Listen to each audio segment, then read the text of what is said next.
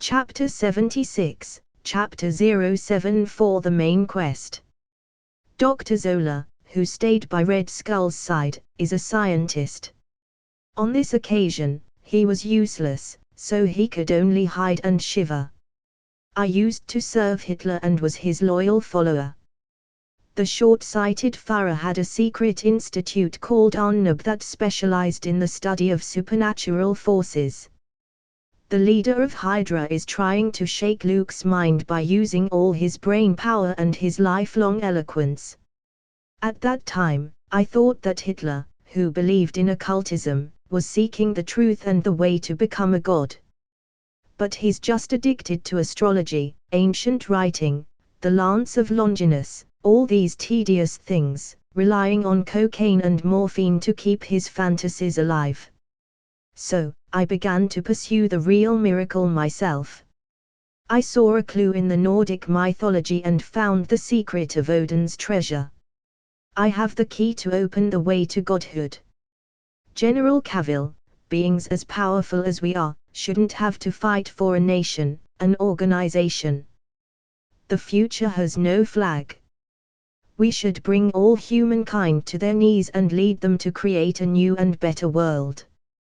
Luke shook his head gently and said with a calm tone, "Mr. Schmidt, I am very disappointed. Spending so much time and patiently listening to you finish this long speech didn't surprise me at all.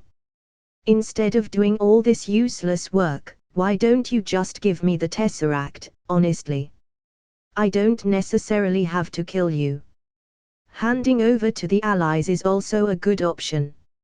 Red Skull just knew it was hard to make this young general turn around and switch to his side. But what the Hydra leader failed to realize is that Luke wasn't a super soldier, and his future was not limited to the planet beneath his feet. "I'm disappointed, too, General Cavill. We shouldn't be enemies. You are the most perfect super soldier I have ever seen."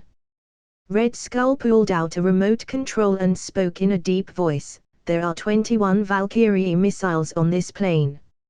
I can detonate them immediately. This is my last resort. Even a Superman, no matter how indestructible you are, you will be blown to pieces. General Cavill, join the Hydra. When the great empire is established, you, like me, will become the ruler of the new world." Luke was speechless. Such a threat was too weak to deter. If not for him not wanting to take too many chances, he would like to try what it's like to be hit by 21 Valkyrie missiles. After all, Superman is incomplete without a nuclear bomb exploding on his head. Although I am currently a lower version, trying, the slightly less powerful than the nuclear version, the Valkyrie missile shouldn't be troublesome. Thinking of this, Luke's eyes rose with a gleam of eager anticipation. "General Cavill, I'm serious. I'm going to press it." Seeing Luke walking at a firm pace, Red Skull was dumbfounded. He didn't expect this allied Superman to have such a noble conscience that he would rather sacrifice his own life to stop Hydra's Valkyrie. "I said, don't come any closer. We'll all explode into fireworks." Red Skull, who was clutching the remote control in his hand, hesitated and subconsciously took a step back. Despite his ruthless look, he was reluctant when he thought that he hadn't completed his dream of ruling the world and establishing the Hydra Empire. Even if you have a strong, ambitious heart, faced with near success, there's no way to be decisive about death within reach of the end. General Cavill, you want to defend the Allies even at the cost of your own life. What a stupid idea. Red Skull tried to wake up Luke, but when he saw the steady footsteps and determined face, the following words got stuck in his throat, and he couldn't spit them out. He realized that no matter what he did, he couldn't shake the other's mind. Even the threat of death couldn't stop Luke. This golden spirit of giving up oneself to save the world had somewhat moved Red Skull. Erskine once said that the serum would uncover the dark side of humankind, the better the good, the worse the bad. Does it mean that Luke Cavill could gain more power than the super soldier because he was of high moral character and honest? The leader of Hydra didn't want to believe it. He always sneered at the justice and kindness affirmed by humankind. Boom! Luke seized the opportunity and dashed past with one step. He knocked Red Skull to the ground with his hand, and the remote control that would detonate the Valkyrie missile was crushed by his foot. He looked down at his opponent and whispered, "Schmidt, there is no shame in fearing death. How can an ambitious man with a thirst for power accept defeat so easily?" The worst option for Red Skull was to die together. "I believe the Allies will be very interested in Hydra's secrets." Luke chuckled lightly. The super soldiers were thick-skinned. Red Skull was punched in the abdomen, but he only fell on his knees and bent his back like a lobster. If it was an average person, his sternum should be broken, and he wouldn't get back up, ever. Cough cough, we are all products of the serum, with infinite possibilities. Red Skull dropped his arrogant attitude and became humble, but Luke kicked him to the ground before he finished speaking. The fierce crimson head looked like cracked porcelain. "Your vision is too narrow, always trying to conquer the world, focusing on this blue planet, but ignoring the vast Milky Way. There's a lot of wonderful scenery." Luke's face was expressionless as he manipulated the device and took out the tesseract from the central hub. The wispy blue light, like flowing water, transformed into a solid wave of energy. Main quest, 6 Infinity Stones, the end of the singular universe. Requirements, collect the 6 Infinity Stones. 0/0, completing this quest will open a new chapter in the multiverse. Reward, Superman card, the Devastator. Binge. Voting for trial reads is open. We have 2 books available for trial reads. Join Discord, get the role, read 3 chapters in advance and vote for the novel you want us to publish first. Discord link, discord.link/binge translations. Hail Coronavirus helpers. Comment. 55 comments. Vote. Chapter 77, Chapter 075 The Tesseract. After scanning the task, Luke was ready to reach for the metal instrument containing the Tesseract. Red Skull, who had fallen to the ground and was having trouble getting up, stared at Luke with hatred in his eyes and uttered in a frantic voice, "No. It's mine.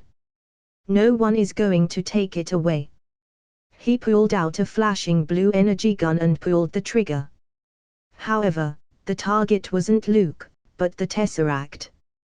With a swoosh, the beam of light hit the metal instrument. Crack! The hard shell was broken. The cube, which emitted an eerie blue light, fell out. As if stimulated, the light glowed brightly. The entire cockpit is filled with energy fluctuations like fog.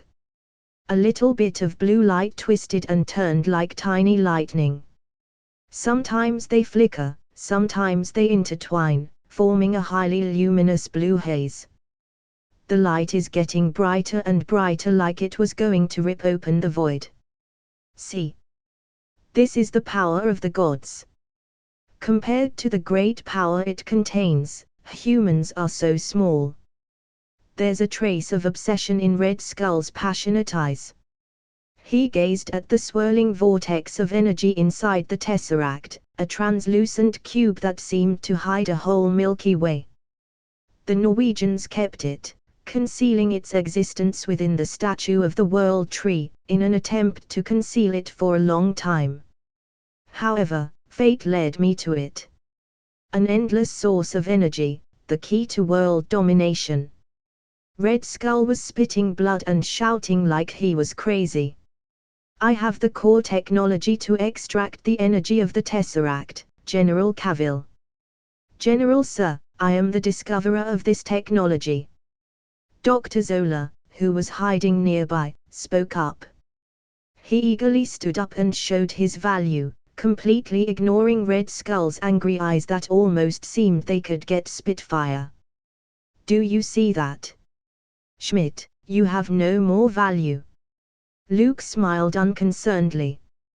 He reached for the glowing cube, walked to Red Skull, raised his foot, and stepped on the crimson head. He originally wanted to keep the other side, both as a credit to the Allies and through the Strategic Science Reserve's torture methods, dig out more intelligence. Luke is very interested in Hydra's actual origins and the hidden history behind them. It doesn't belong to you anymore, Schmidt. Luke raised his right hand and held the tesseract in his grip. It kept shaking but couldn't escape. The blue glow eroded through the veins, like a blaze burning the skin, and intense pain swept through the body. However, Luke didn't let go and clenched harder as if to crush the tesseract.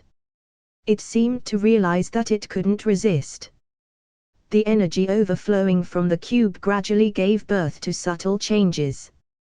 They seemed to form a unique pattern and resonate with a hidden rhythm. The void began to shake. It emitted a slight humming as if a doorway to an unknown world was about to form.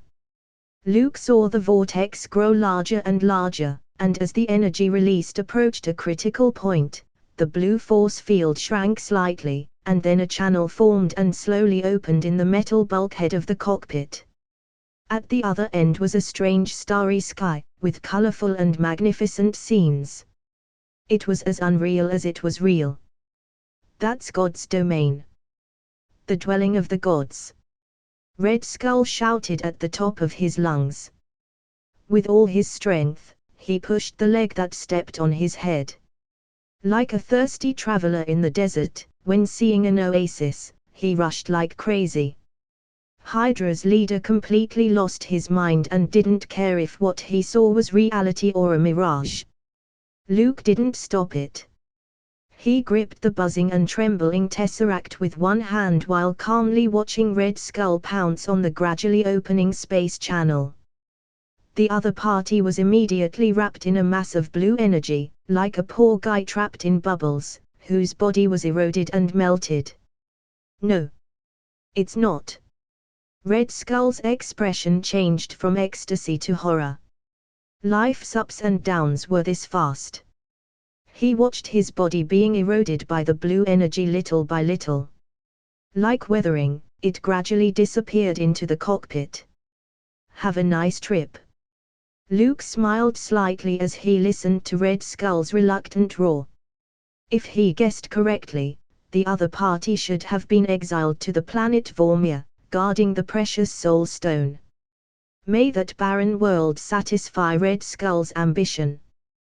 The universe is so big, and I want to see it. Luke, who held the cube, sighed. Looking at the other end of the space channel, the 9 star fields emerged. He couldn't restrain the impulse to plunge into it. The vast river of stars is home to not only human civilizations but other races as well. Not yet, wait. Luke held back the unexplainable restlessness, released his grip on the tesseract, and put the glowing cube into his suitcase. After leaving contact with organic life, the tesseract, one of the infinite gems, also calmed down and stopped releasing the strong energy fluctuations. Dr. Zola, can you fly a plane? Luke turned and looked at Hydra's chief scientist, who witnessed the whole process and asked gently. The latter nodded repeatedly as he was involved in designing this new aircraft. Simple operation is still possible. What about the whereabouts of John Schmidt, the Red Skull? Luke sat down beside the pilot's seat quickly and asked again. Schmidt is stubborn and bent on completing his evil plan of destroying half the world. General, you stopped him by yourself, shot this ambitious madman off the plane, and ended Red Skull's life. Dr. Zola replied in a very discreet manner. As a researcher of the Tesseract, he knows very well how powerful that single cube is. When ordinary people touched it directly, they would only be eroded by energy and turned into ash, but Luke was safe and sound. Through this, it was enough to prove that the other party accepted the second-generation serum injection from Dr. Erskine, became a perfect super soldier, which isn't something that ordinary people could fight against. Then let's go back, Dr. Zola. Luke leaned against the chair and closed his eyes gently. He noticed that the moment he held the Tesseract, there seemed to be an invisible pair of eyes casting a gaze towards him. Who could it be? Binge. Read 25 chapters ahead on Patreon. Visit patreon.com/binge translations. Comment. 59 comments. Vote.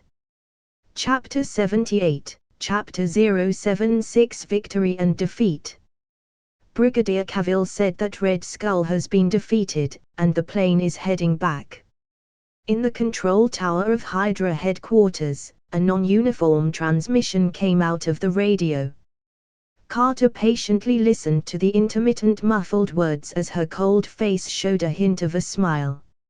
Her tensed body also relaxed. It was a risky move to go after Red Skull and stop Hydra's Valkyrie project. At least, Luke should have waited for Rogers. We won. General Cavill saved half the world. Carter leaned over and told Colonel Phillips, who was waiting anxiously, for news of victory.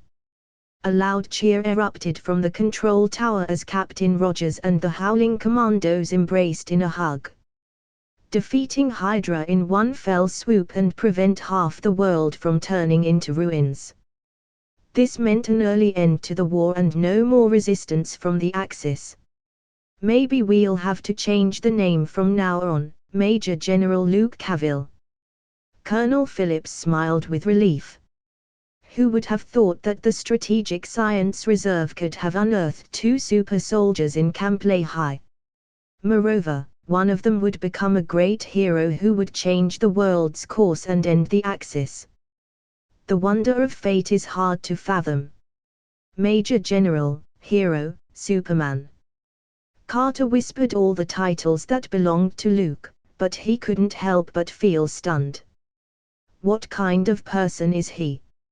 40 minutes later, the enormous new plane landed slowly and taxied on the empty tarmac.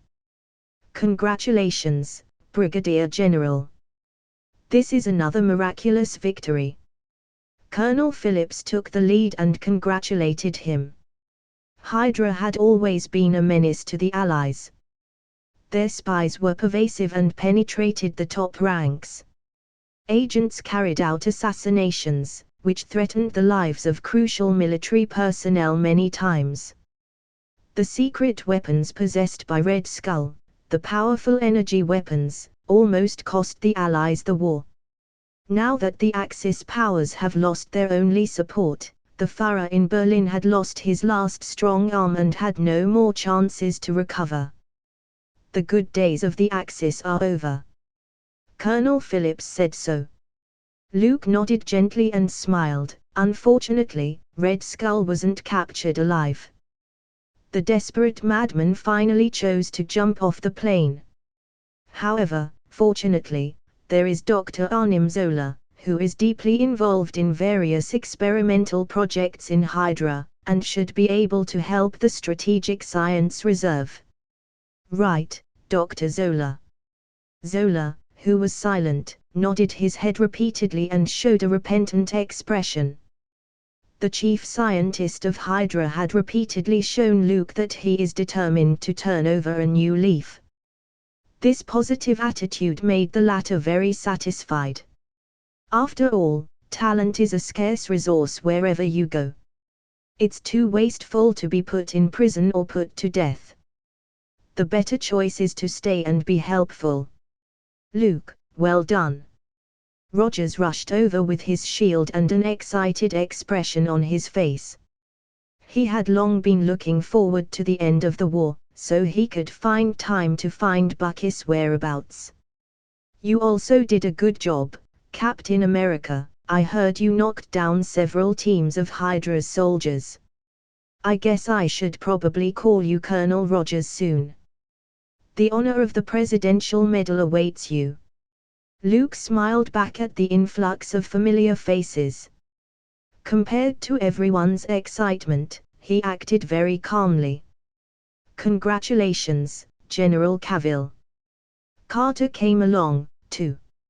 She was standing in the rear but was pushed to the front by the Allied soldiers cheering for victory.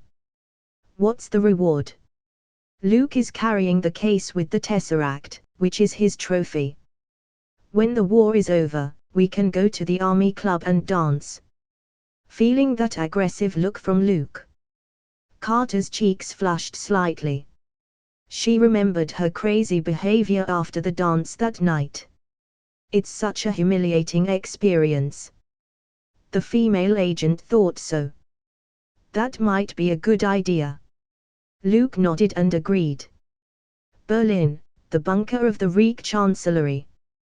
The Fuhrer sat dumbfounded in his chair in the lounge, having received the war report of the Axis army's defeat 20 minutes earlier. However, this wasn't the worst news. 40 minutes ago, he learned that Hydra, led by Red Skull, was defeated by the Allied Superman in one fell swoop. Energy weapons that could have helped the Axis countries turn the tide were now lost forever. This means that the life of the Third Reich had come to an end. It shouldn't be like this. The Fuhrer leaned back in his chair in a sullen manner and muttered. He once imagined that he would stand at the top of the world and say "Ten Hut" to all humankind. The glory of the Third Reich will shine throughout Europe. In hindsight, it was a dream that couldn't be fulfilled. "The Allies are about to enter Berlin, Eva." The Fuhrer stood up and kissed his lover on the forehead. The warm and delicate body, lying on the sofa, has long lost her life. Upon receiving the news of the Hydra's defeat, the Fuhrer knew that the situation was hopeless. So, he decided to take his beloved lover with him and run to hell together. Eva was afraid of pain, so she committed suicide by taking poison. Today, only the Fuhrer himself remained. "No one can judge me." He thought so. The Fuhrer opened the drawer and took out a Walther 38p pistol. Then, he opened his mouth and held it against his upper jaw. Binge.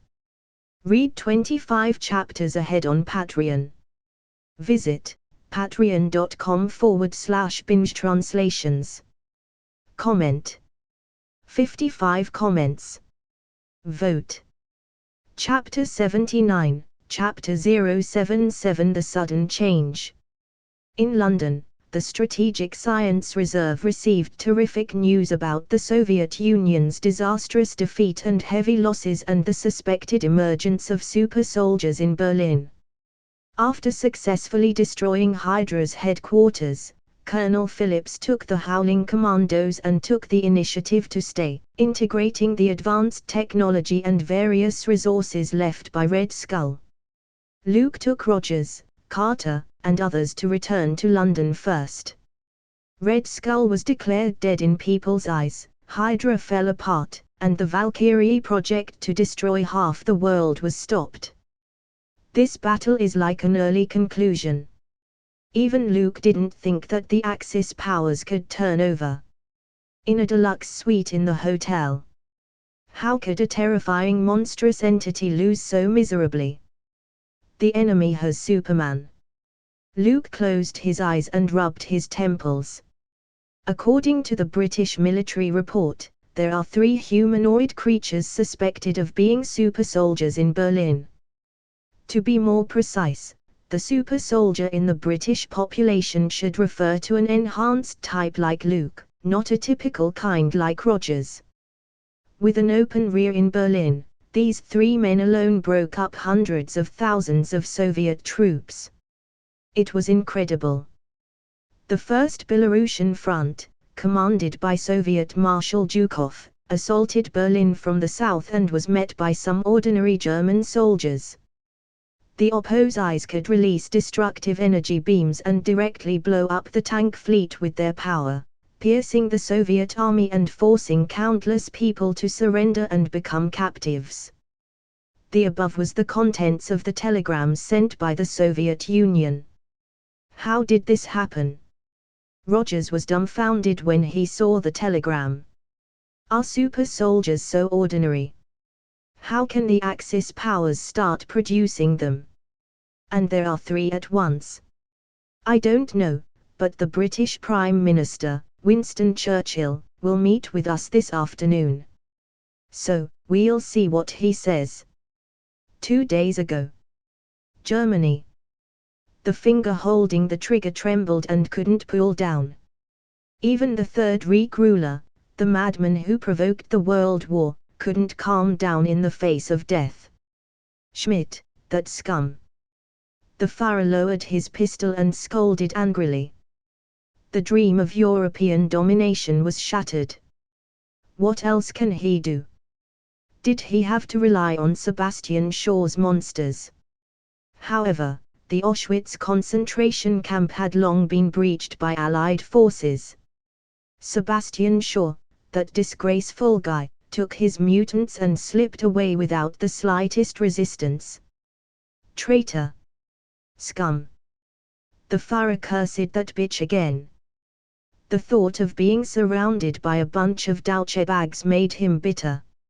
Instead of being humiliated and tortured as a failure or meeting an executioner, killing himself was better. The Führer raised his pistol in anger and pointed it at his temple. Just as he was about to pull the trigger, the door burst open. Führer! The miracle weapon! The miracle has been built. The soldier in the German uniform and wearing a red swastika armband said. And the Allied troops were defeated. Just now, the Third Reich won a great victory.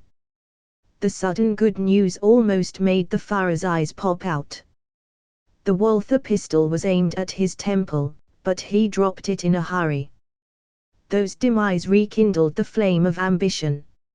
Repeat it. Did we defeat the Soviets?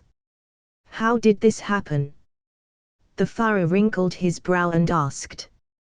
The Germans, who grew up in the snow and ice, approached Berlin's walls, which was a turnaround. We also have a Superman. The Aryan Superman of the Third Reich. The soldier seemed to be in a frenzy. He excitedly said, someone has succeeded. General Sangt completed the project and created the perfect Aryan Superman. His name is Marcus Jung. T-note, these 2 names weren't anywhere in the Marvel universe, but Uber Comics universe. He's like a tank, no, a bomber. No one can stop him, not even the Soviets. When the Führer heard this, he couldn't help but stand up and put his hands on the table. Despite his small stature, he exuded an aura of authority. Good. Let the general come and see me as soon as possible. And I want to know for myself if the Aryan Superman of the Third Reich matches the perfect image I have in mind. Confirming the news of the Soviet Union's defeat, the Führer swept away his depressed attitude and revived his strength. It's a pity, Eva. Glancing at his dead lover, the Führer came to grief and symbolically squeezed out a few tears. For the ambitious, power is a wine that can be enjoyed at the first sip, and beauty is just a cherry on top of the cake. Without the former, life is meaningless. If only the latter is possible, the same will apply. General Sangt is the hero of the Third Reich. The Führer was dancing around like a curly-haired baboon with a banana. The Aryan Superman project, also known as Fount of Life, was initially just an ethnographic experiment. The primary purpose is to create a superior race by allowing the so-called SS elite to have relationships with young blondes and blue-eyed women. Later, with the formal establishment of Hydra, this plan changed. The goal was to create super soldiers and help the Third Reich conquer the world. It was presided over by one of the confidants of the Führer, General Sankt. As the experiments continue to fail, the Führer has long lost faith in an Aryan Superman. He didn't expect the Third Reich to collapse, and at the last moment, the plan succeeded. The Allied Superman. The Führer ruthlessly looked at the newspaper on the desk, and the most conspicuous headline and the picture was a photo of Luke standing in a brigadier general's uniform. The Third Reich will rule the world. It's time for the Allies to tremble. Binge. We have voting going on for the trial reads in the Discord server. Last 2 days remaining before the poll closes and our next project is decided. You can read 3 chapters of the 2 new books and vote of the ones you would like to read first. Join Discord, discord.link/binge translations. Comment. 49 comments. Vote. Chapter 80, Chapter 078 The Axis Supermen. Luke shrugged his shoulders. He didn't know who the 3 supermen were. The young general saw a reward item in the item column by habitually scrolling through the stats. Green Lantern Corps Disc. The description was, a particular item developed by the Universe Guardians specifically for the Green Lantern Corps. After swallowing this disc, the user will temporarily possess the power of the Green Lantern. It's a disposable item, but it's better than nothing. Ignoring Rogers's anxious look, Luke sorted out his recent gains. First of all, the reputation value is approaching 8 million points. In other words, it is enough to upgrade to LV2, soldiers, and still have a slight surplus. The second is his position in the Allied forces. Hydra's base siege, stopping the Valkyrie project, and other remarkable achievements through the city's capture. Had the war not ended, he might have returned to New York to receive his promotion to Major General. A young general at the age of 20 is unprecedented in the United States history and unprecedented in the future. Luke reached this point, mainly because it was a time of war, and senior officers were promoted very quickly. Moreover, the credit itself is indeed indisputable. In that case, the next plan will be. Although history has now shifted and the Axis powers have been forcibly continued, Luke felt that the Third Reich's desire to dominate Europe and rule the world was a beautiful illusion that was entirely impossible to realize. As far as he knows, the US military's Manhattan Project has already been launched. In addition to those responsible for Groves and Oppenheimer, Luke's acquaintance Howard Stark has quit the Strategic Science Reserve and been drafted to the Oak Ridge Institute. It was not long before the world's first atomic bomb would explode in the desert of New Mexico. Then, a successful test explosion at Bikini Atoll in the Pacific Ocean. No matter the Axis's supermen, it was impossible to withstand nuclear weapons power. The other party is not a Superman in the real sense. Even the current Luke would find it hard to stand against a nuclear weapon. He still remembered the Superman in the movie, who was almost evaporated into a dry corpse by radiation. It is better to bask in the sun for a while. Luke thought so. The trajectory of history is complicated for individuals to change, and the top brass of the Allies are in a state of panic because no one could see the future.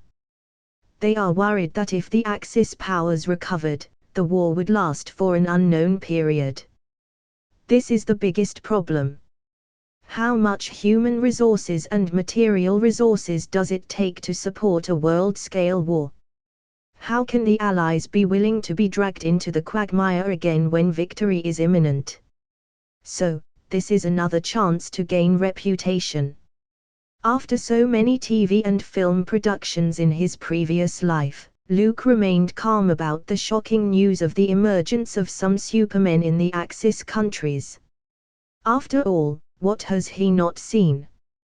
The Third Reich made zombie legions and beat the whole world. Farah discovers alien civilization, happily promotes advanced technology to win World War II. The United States was miserably divided by Germany and Japan and became a colony under the joint rule. Similar film and television works, nothing new. At this thought, the captain from the Axis powers. The Aryan Superman is usual. Luke let out a long sigh, quietly waiting to be summoned by Churchill. It should be interesting to think of the British Prime Minister slapping his desk and shouting, "Go get the Allied Superman." A black limousine drove through London's Trafalgar Square, past Whitehall Street, Westminster Abbey, King Charles Street, and finally stopped at an unnoticed street corner. There's a hole with sacks around like a bunker. Going all the way down, a solid and thick underground fortress. I didn't expect His Excellency, the Prime Minister, to stay in such a place. Luke raised an eyebrow and seemed a little surprised. He thought that this meeting should be arranged in the Prime Minister's office or the Parliament Hall. A week before the outbreak of war, the Prime Minister opened these Cabinet War Rooms. Carter, who walked ahead, explained. Every day, the Prime Minister enters from an office building across the Foreign Ministry street to direct military operations. This female agent is British, and she knows a lot about the intelligence services and the War Cabinet's various actions. Luke nodded his head and walked into the underground fortress called Cabinet War Rooms. The first thing that caught his eye was the map room, a crowded room with maps of various war zones all around its walls. There were more than 10 colorful telephones on the table. Carter explained that each color represents a different level. The ivory-colored phone on the right-hand side leads directly to Churchill's office. The Prime Minister's office is over here.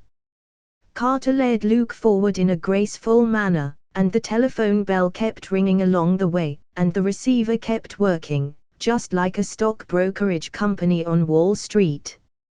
It seems that there is indeed a huge crisis at the front lines that's difficult to cope with. Luke thought to himself. After reporting their names and identities, they entered the conference room. When he opened the door, a pungent smell of tobacco came over him, almost suffocating him. Luke was able to withdraw his oversensitive senses in time to avoid being smothered to death. General Cavill. Although I heard you were young, I'm still shocked at your age when I set eyes on you. Churchill put down the cigar in his hand and reached over, a smile appearing on his slightly sullen face. He is a smoker, loves to smoke cigars, it rarely leaves his hand. Prime Minister, I heard about what happened in Berlin. Luke shook hands with the big man, one of the big three of the Yalta Conference, and then sat down to exchange pleasantries before getting straight to the point.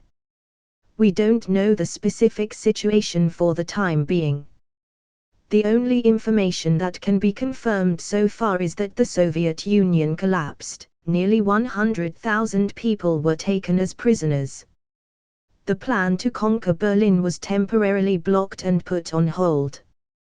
The Prime Minister exhaled a puff of smoke, those narrowed eyes stared at Luke and asked in a deep voice, "Now, you're the only hope for the Allies, General Cavill. Binge. Wanna get an extra chapter? Put your best one-liner here. One with most likes will become next chapter title. XD. Comment. 54 comments. Vote. Chapter 81, Chapter 079, Superman vs Superman. Is there anything I can do about it, Your Excellency? Luke sat upright, making himself look more like a brave soldier obeying orders. He is interested in the Aryan Superman of the Axis powers. Both of their eyes can shoot energy beams, which is so powerful that it could explode tanks. The physical quality is beyond ordinary people, and ordinary thermal weapons couldn't hurt them. All these sound like a weakened version of Superman or an enhanced version of a super soldier. Is it true that Berlin had reverse-engineered Dr. Erskine's amazing masterpiece from the serum samples left by Red Skull? Luke expressed doubts about this. Later, the military had invested vast amounts of money and tried to restart the Super Soldier program, but it never succeeded. Generations change, and versions were diverse, but they all had side effects that were hard to ignore. There is only one super soldier like Captain America. Thus, it can be seen how difficult it was to study and replicate the serum. It didn't make sense that a technical breakthrough could be made so quickly on Berlin's side. Unless, of course, the Führer renewed everything, and opened an acceleration program, and ordered a new type of experiment. We planted an undercover agent in Berlin. The frowning Prime Minister took a strong puff of his cigar but didn't say anything for a long time. During World War II, the highly active intelligence organizations weren't only Hydra and the Strategic Science Reserve, but the MI6 from Britain too were very much involved. They had successfully assassinated the SS Chief of Security, one of the Führer of Berlin's right-hand men, and carefully groomed successor, Reinhard Heydrich. Her name is Stephanie. Shortly after the outbreak of war, she disguised herself as a Norwegian scientist and sneaked into Berlin's scientific research department, classified by MI6. The Prime Minister's expression was severe, and the thick cigar between his fingers flashed a faint spark. I heard from Stuart's mouth that Stephanie hadn't reported the situation for a year, and we have never contacted her actively for safety reasons. But just 3 days ago, the day before the defeat of the Soviet army, a message was received from Stephanie on the Special Access channel. She warned the Allies to be on the lookout for a monster being deployed from Berlin. As you can see, and as she said, those super soldiers appeared in Berlin and beat the Soviet army to death. Now, the only one who knows the specific situation and what happened is Stephanie. Luke listened carefully. He seemed to have guessed what the British Prime Minister wanted him to do. Rescue the undercover agent lurking in Berlin and get specific information about the Aryan Supermen. Yes, General Cavill, I would like to ask you to bring Stephanie back. She's on her way to her homeland in England, but she's being pursued. Without Allied support, she'll have a hard time escaping. The Prime Minister, who is eloquent and a master speaker, said solemnly. Sincere tone and good attitude were prerequisites for impressing others quickly. I know that asking a brigadier general to rescue a London agent behind enemy lines is both embarrassing and dangerous. While observing Luke's expression, the Prime Minister thought carefully and said, but this is for the future of the Allies and to prevent the rise of the Axis powers. General Cavill, you have created miracles many times. This time, we believe you can do it. In the smoky office, the atmosphere suddenly became dignified. Along with senior staff sitting on the sofa in the corner, the British Prime Minister had their eyes focused on Luke. The dangerous parts of this rescue mission were to prevent the Axis countries from discovering them. The number of people involved in the operation mustn't be too large, and it was best to sneak in alone. Luke, already an officer with a promising future, risks his life for the undercover agent of MI6. To be honest, when the Prime Minister made this request, he felt laughable himself. He had no right to give Luke orders, and the other party had no obligation to obey them. Miss Stephanie, who brought back the Aryan Superman intelligence and technology, is of great value to the Allies. Luke picked his eyebrows and said, I can take part in the rescue operation, but you guys must share the technology mastered by the Axis countries' Berlin Scientific Research Department with the Strategic Science Reserve. After getting the answer, the Prime Minister nodded decisively without hesitation. The Soviets, who had held the Third Reich at bay, defended Nizhny Novgorod and Moscow, and bravely launched a counter-offensive, were defeated by the Aryan Superman of the Axis. How long can the British and American allies on the front lines hold on for? The Prime Minister knew very well that now wasn't the time to bargain and seek benefits. Even if he needed to pay a specific price to request Luke's help, it would be worth it. It's better than looking for those witches, or vampires, or werewolves. No problem. Allied forces are supposed to work together in good faith. The Prime Minister piled up a smile and spoke amiably. The people in the parliamentary hall were going to pop open champagne to celebrate when they heard that Hydra was falling apart, and the mountain-like Axis countries were defeated. Who would have thought that a Superman fell from the sky in Berlin and turned the tides of war? Now, the only thing that could stop the Fuhrer's crazy ambition and save the Allies again was Luke. After all, only super soldiers could fight against super soldiers. Superman versus Superman. Then I will depart now, Your Excellency, Prime Minister. Luke stood up, tall like a mountain, standing in the office. By the way, please let the White House know so that the President could wait for good news. Comment. 58 comments. Vote. Chapter 82, Chapter 080 Rescue Mission. Binge. 10 chapters mass release on Piatron later tonight, and you also get to read 17, as of uploading this chapters ahead of this chapter. Also, 2 chapters daily minimum for patrons after the mass release. Visit patreon.com/binge translations. Outside of Berlin. General Sankt, the Führer, asked me to give you a message to get over there as soon as possible. He can't wait to see Siegfried. Is that the name of the big guy? The liaison officer from the Berlin bunker sent the message to General Sankt, who is in charge of the Aryan Superman project. He looked up at the super soldier who defeated the Soviet tanks alone. High nose, deep eyes, blonde hair, and blue eyes, typical Germanic characteristics, close to 2 meters tall, like a silent statue, giving off a strong sense of power. His real name is Marcus Jung. Now, he is called Siegfried.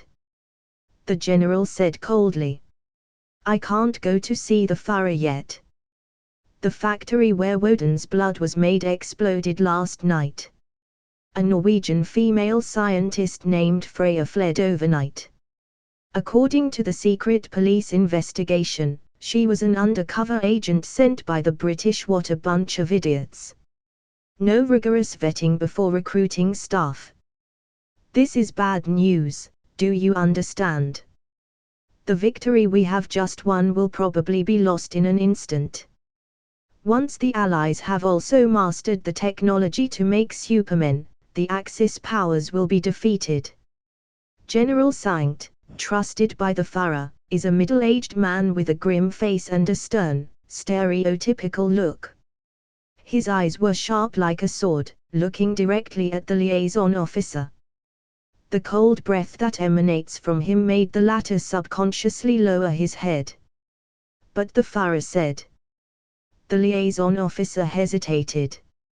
His task was to get General Sankt and his Aryan Superman back to Berlin as soon as possible. Good heavens! Don't you get it? That damn bitch! She will soon ruin the brief victory won by the Third Reich. General Sankt growled, so I have to send someone to track her immediately and try to get rid of this threat before she reaches the Allied defense line.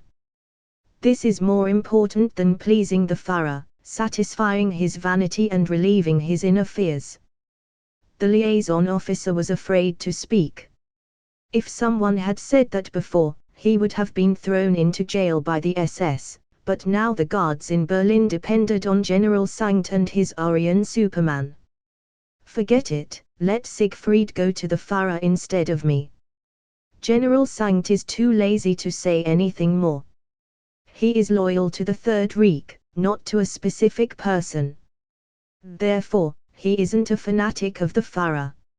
Siegfried, show the Fuhrer what the perfect Aryan is. The general turned around and smiled. Allied Superman, it's just the inferior among super soldiers. A military motorcycle sped away in the dark forest, the roar of its engine echoing, alarming the crows perched on the tree branches. Damn it! The Germans are going to catch up. Stephanie, holding the steering handles of the motorcycle, resisted the urge to turn back. She was afraid of seeing the German soldiers chasing after her. She is now very close to the Allied front lines. Just a few kilometers from this dense forest is a British stronghold. I'll be safe when I get there. Have something to eat. You must have food, right? Give me something to eat. There were a large number of refugees in the dense forest. They were all poor people who were homeless and had nowhere to go in the war. I have no food. Stephanie saw a ragged man blocking the way. Instead of slowing down, she gripped the throttle. Now is not the time to be overwhelmed with compassion.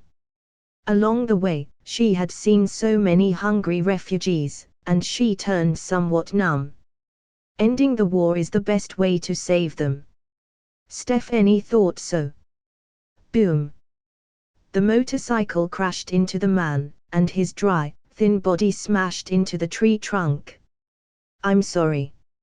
Stephanie gritted her teeth, saw the wave of refugees coming in front of her.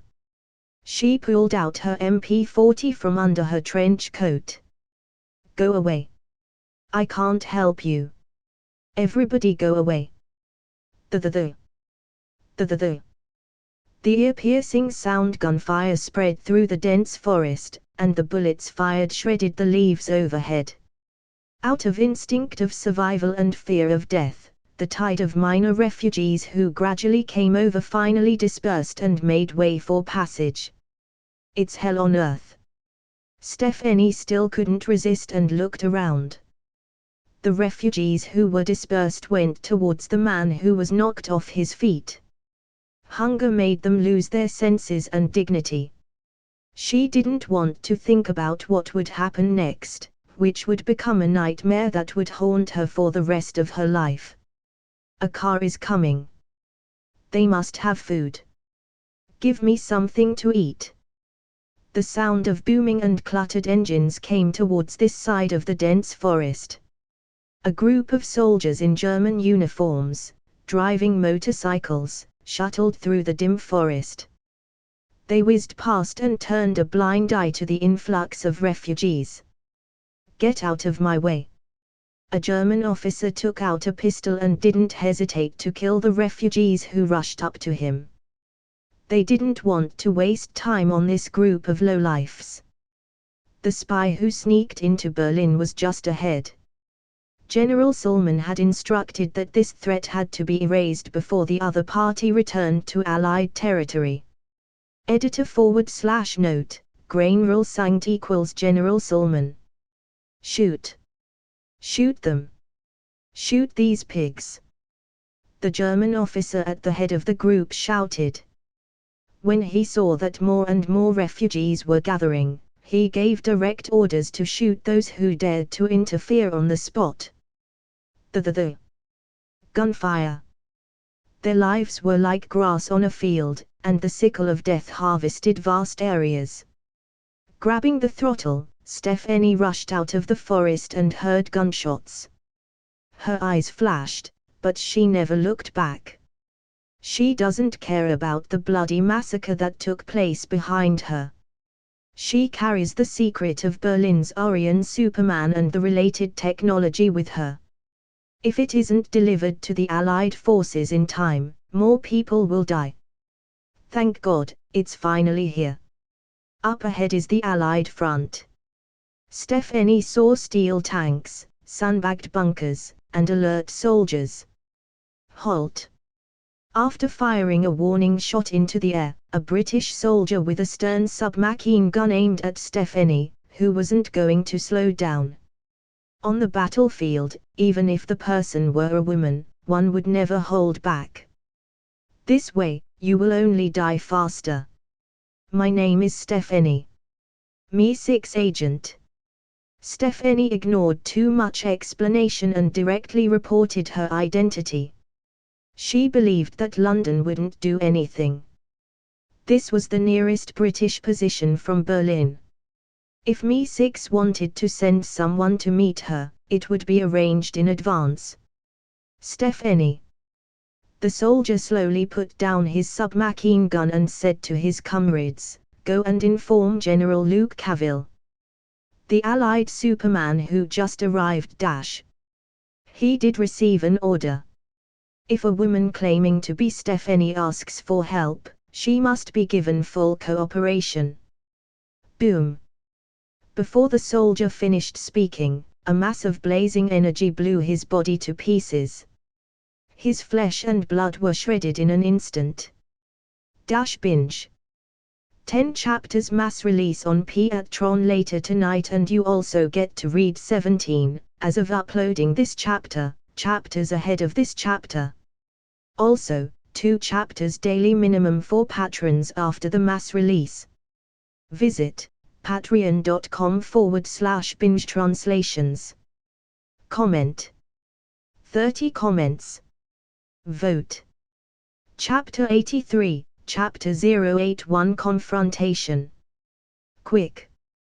Cover. It's an enemy attack. Stephanie narrowly avoided the energy blast from behind and rolled off the motorcycle, landing on the hard ground. Fortunately, she isn't a weak female scientist but a well-trained undercover agent. When her body lost its balance, Stephanie curled up to protect her head and minimize the damage she suffered. Tank class. Aryan Superman. Stephanie, bleeding from scraping her elbows and knees, put her hands together and hid behind the bunker. She looked out and saw a burly German soldier coming after her. From the logo on the opponent's armband, it appears to be a Berlin-made tank-class Aryan Superman. Hurry up into the tank. It's the only way to kill him. Stephanie shouted. She knew very well how powerful the tank-class Aryan Superman was. Bullets couldn't break their skin, and they could recover quickly even if they were injured. The tank, parked in the center of the perimeter, slowly starts it up, track rolling, and moving forward. The cannon moved, and the main gun was aimed at the German soldier striding forward. Boom! The artillery missed the opponent. He moved so fast that the heavy tanks couldn't keep up at all. Monster! A British soldier with the submachine gun bravely stood up and attracted its attention.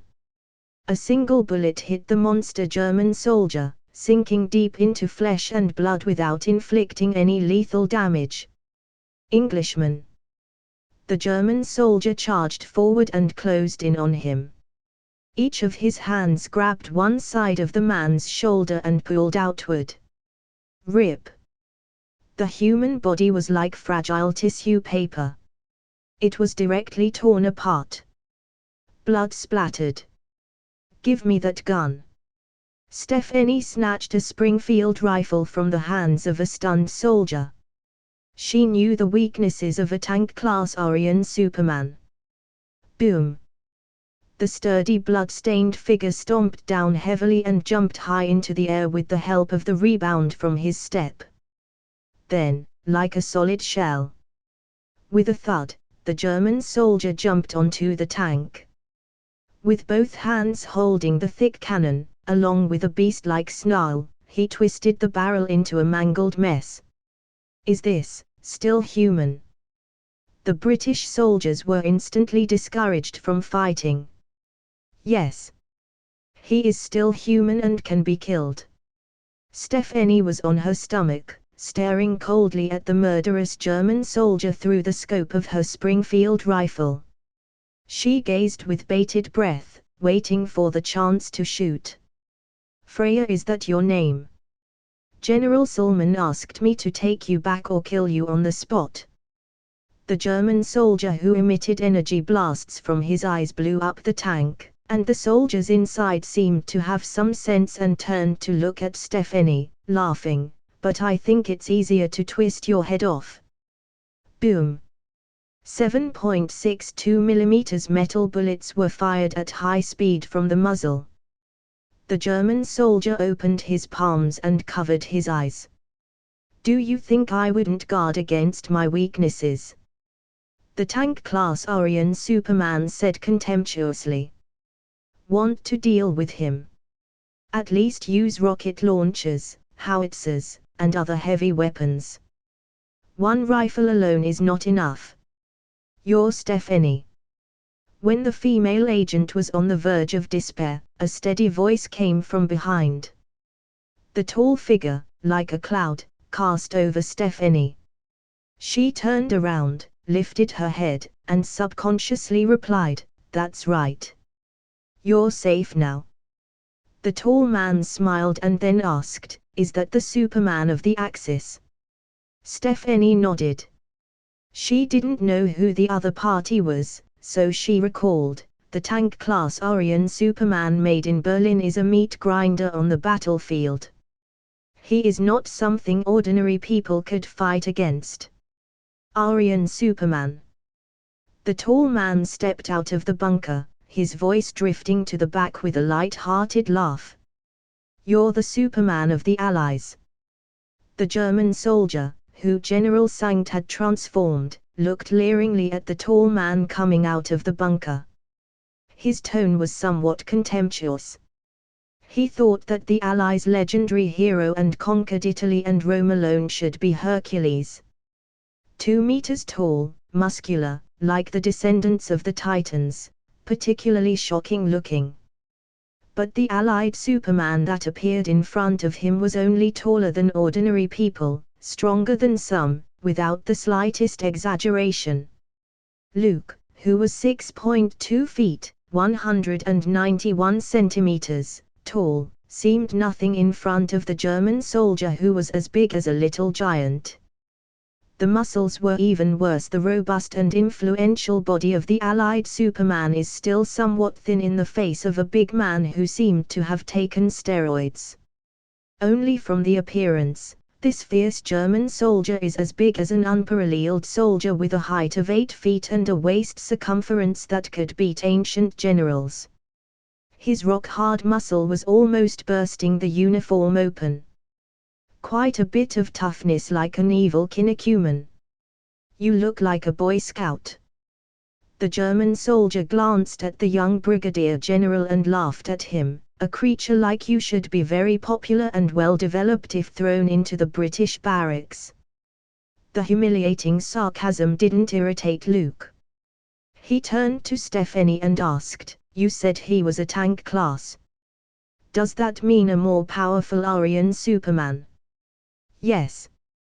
The 3 that defeated the Soviet army were the battleship-class Aryan Superman. They're even more terrible." Stephanie nodded and replied. There was a slight worry in her eyes. "Muscle is power, and physique determines everything. This is a fact recognized by many people. Therefore, even if Luke showed a formidable strength, not inferior to that of the German Superman." Stephanie still had doubts. She saw with her own eyes how strong those battleship-class Aryan Supermen were. Tanks, bombers, thousands of soldiers. They were no match. Luke, the Allied Superman, she didn't know if he could do it. Mindful of this, Stephanie clenched the Springfield rifle and prepared to support the young brigadier general if the situation got worse. Binge. 10 chapters mass release on Piatron later tonight, and you also get to read 16, as of uploading this chapters ahead of this chapter. Also, 2 chapters daily minimum for patrons after the mass release. Visit patreon.com/binge translations. Comment. 58 comments. Vote. Chapter 84, Chapter 082 Battle. Let me introduce myself. My name is Julian. If I take your head off and bring it back to Berlin, the Führer will undoubtedly give me a big commendation, maybe even a medal like Siegfried. The German soldier, as sturdy as a giant, laughed heartily. Luke didn't answer him. There's no need to waste time with small soldiers. Generally speaking, lines were reserved for important characters. He took a heavy step, and Stephanie, hiding behind the bunker, felt the ground tremble with a jerk. The spider web-like cracks extended all around, and the tall, upright figure tore through the air, creating a strong air current. In almost one breath's time, he came closer to the German Superman. He made a fist with his right hand and threw it with all his might. Compared with before, at this time, Luke had been greatly improved in strength and speed. This feeling of making progress every day and every night and getting stronger every moment made him addicted. The pleasure it brings is even more significant than the human enthusiasm for bed activities. That was fast. With the enhanced optic nerve, Julian could barely catch Luke's movements. Feeling the heavy force coming towards him, he immediately put away his contempt. Allied super soldiers don't seem too bad. Julian shouted, his strength surged wildly, and his muscles twisted into a ball. He crossed his arms and held them in front of his chest. Let me see your strength first. Julian's mind flashed this idea. If he had seen it with his own eyes, the mutant colossus who was killed by Luke with punch after punch, he wouldn't have chosen to do so. In a battle where there is little difference in strength, giving up the initiative is no different from committing suicide. What's more, Luke's real combat power was far above Julian, he just doesn't know it. Bang! The fist smashed into Julian's arms, nearly 10 tons of terrifying force was poured into one point. Before the German Superman could react, his 2 arms cracked and broke directly from the elbow. Power could twist off the barrel of a tank. Muscle fibers were as thick as tangled steel wires, like being thrown into a blender, instantly shattered into rotten meat. Severe pain reached Julian's brain. Before he could scream, Luke's eyes were locked, and his left hand came out and pressed down on the German Superman's thick shoulder. Julian, who was as big as a small giant, like a child who could not resist, couldn't stand the copious force.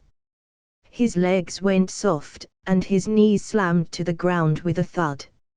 I heard that the Führer in Berlin regards Aryans as the perfect race and that a super soldier like you is considered an Aryan Superman by the Third Reich. Luke lowered his head and looked down with a cold look in his eyes. But now it seems like that's all there is to it. The Great Führer. Julian's face was distorted, his arms showing the white stubble of bone, the flesh writhing with effort, trying to recover from his injuries. He looked at Luke, and his eyes turned blindingly white.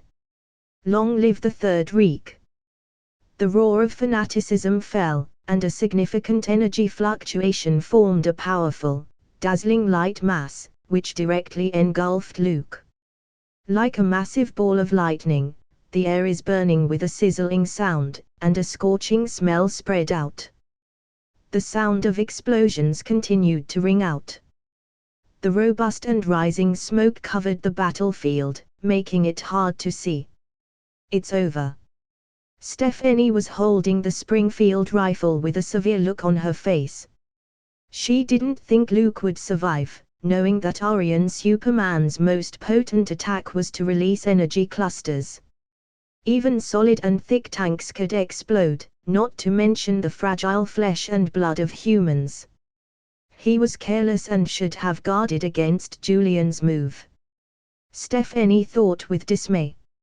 Julian moved so fast that she didn't even have time to remind Luke to be vigilant. Allied forces, rescue, failed.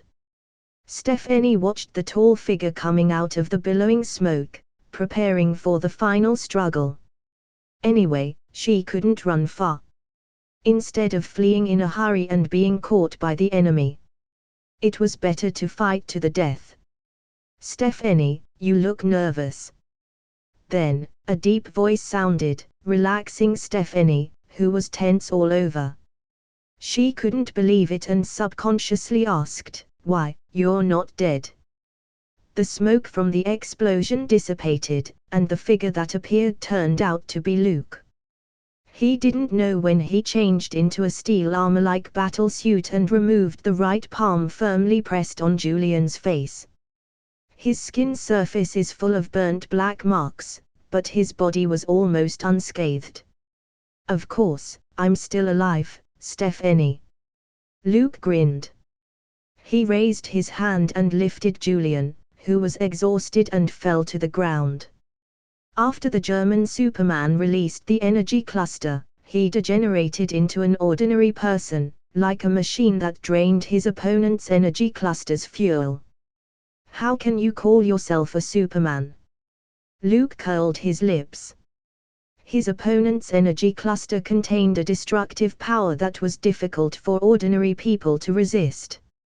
He suffered a minor injury.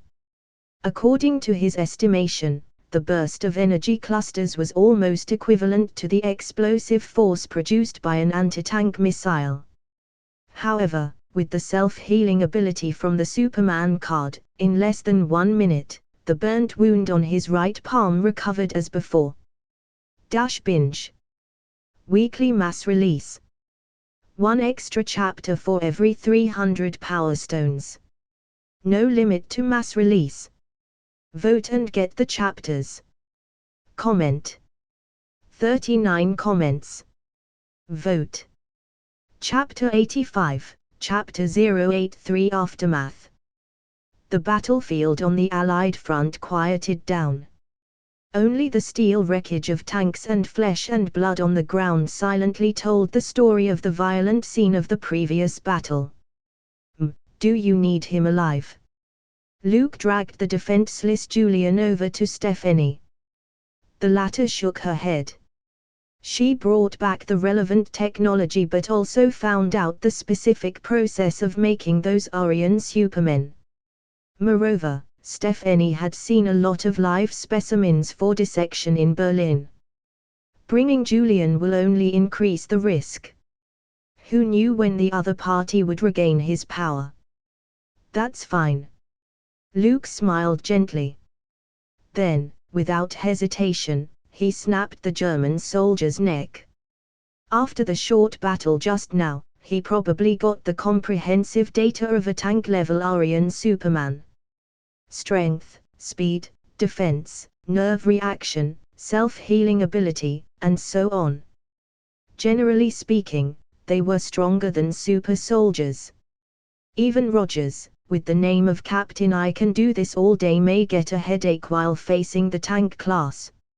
It's hard to win unless you can hit a weak spot. However, these Aryan Supermen seem to have a massive defect. They can't fight too long. Luke was keenly aware that Julian's power and speed degenerated to the level of ordinary people after releasing the energy in his body as if the power was exhausted.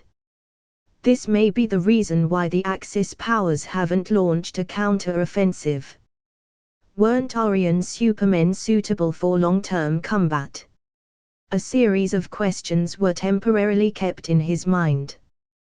To be honest, I'm looking forward to meeting the battleship-class people. Luke changed his armor suit and looked down at the fallen German soldier.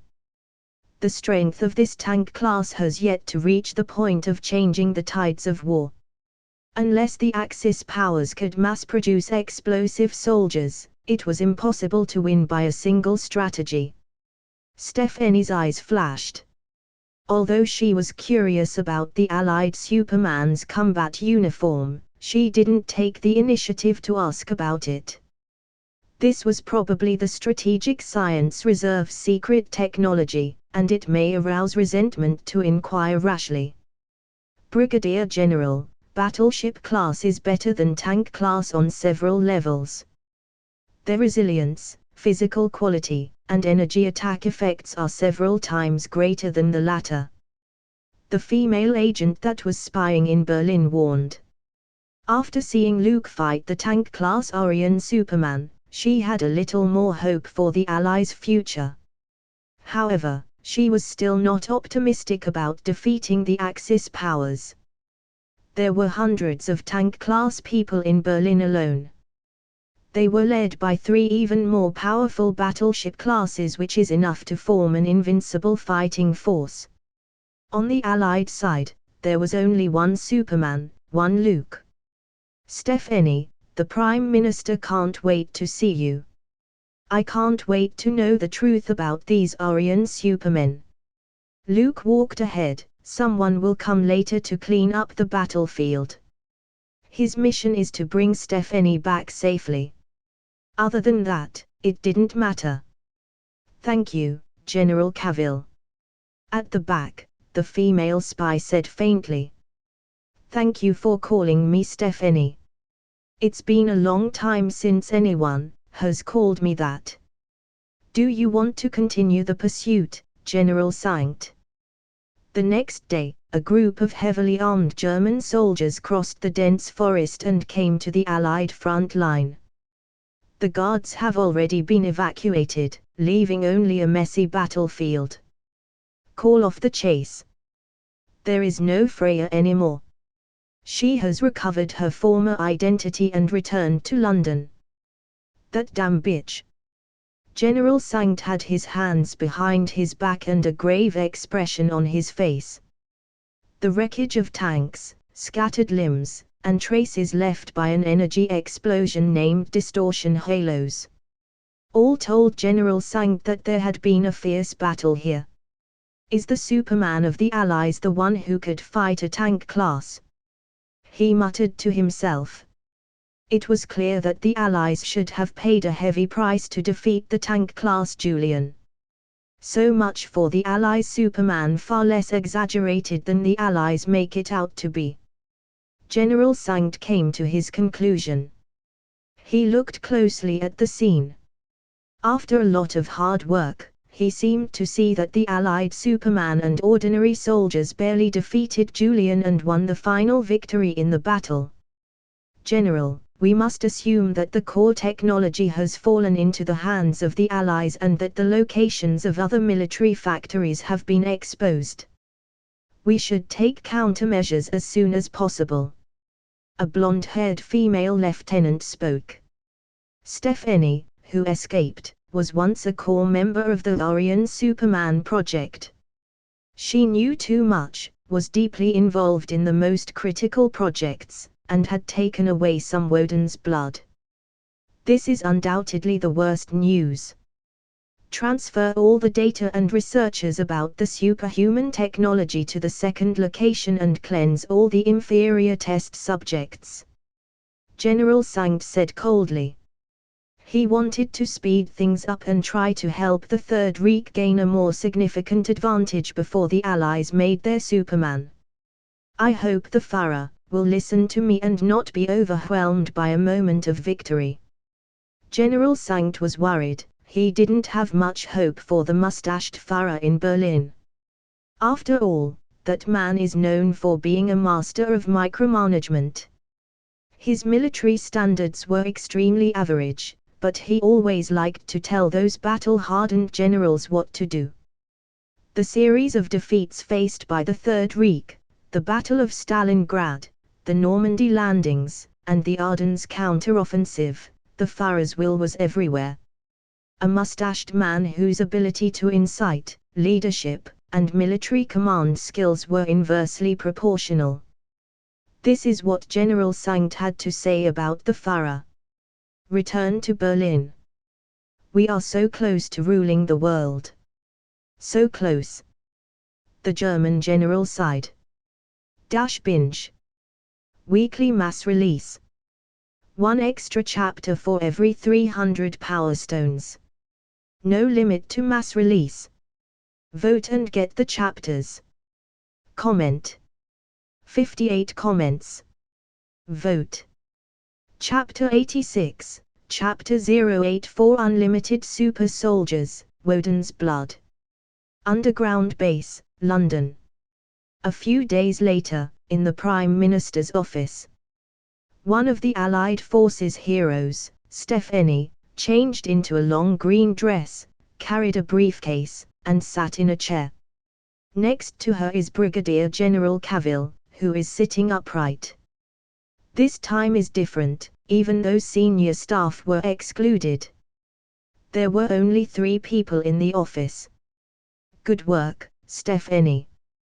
The Prime Minister poured a glass of wine and handed it to the female spy who had been lurking in the enemy's lair for years. You are Mi-6's finest, and I have heard of you for a long time. As it turns out, you did create a moment of relief for the Allies, saving us from the horrors created by those monsters in Berlin. Recently, I heard that many legislators were afraid to go out, only staying at home. They didn't even go to the Parliament Hall.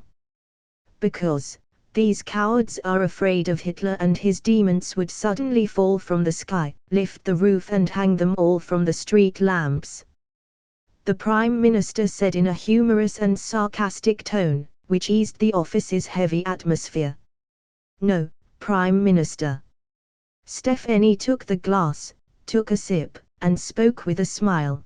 Those Aryan supermen who have been created, at most, they could only move within the scope of the Third Reich for the time being.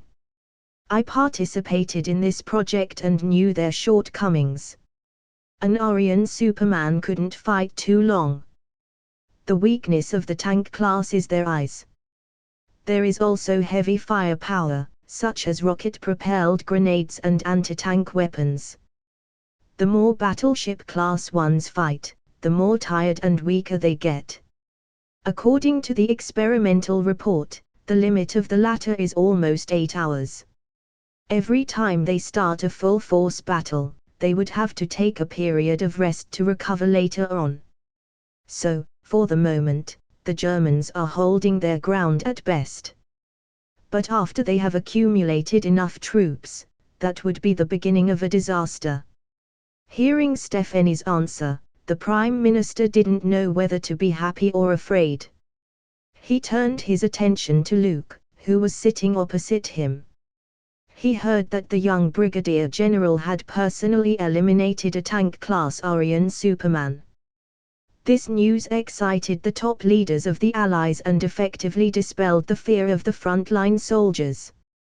The defeat of the Soviet army has caused many people to become pessimistic. Luke's victory became a valuable source of publicity for the Allies. I haven't fought with a battleship class yet, so I don't know their strength. Luke guessed the Prime Minister's thoughts, trying to ask him to directly fuck over all the Aryan Supermen, which was simply unrealistic.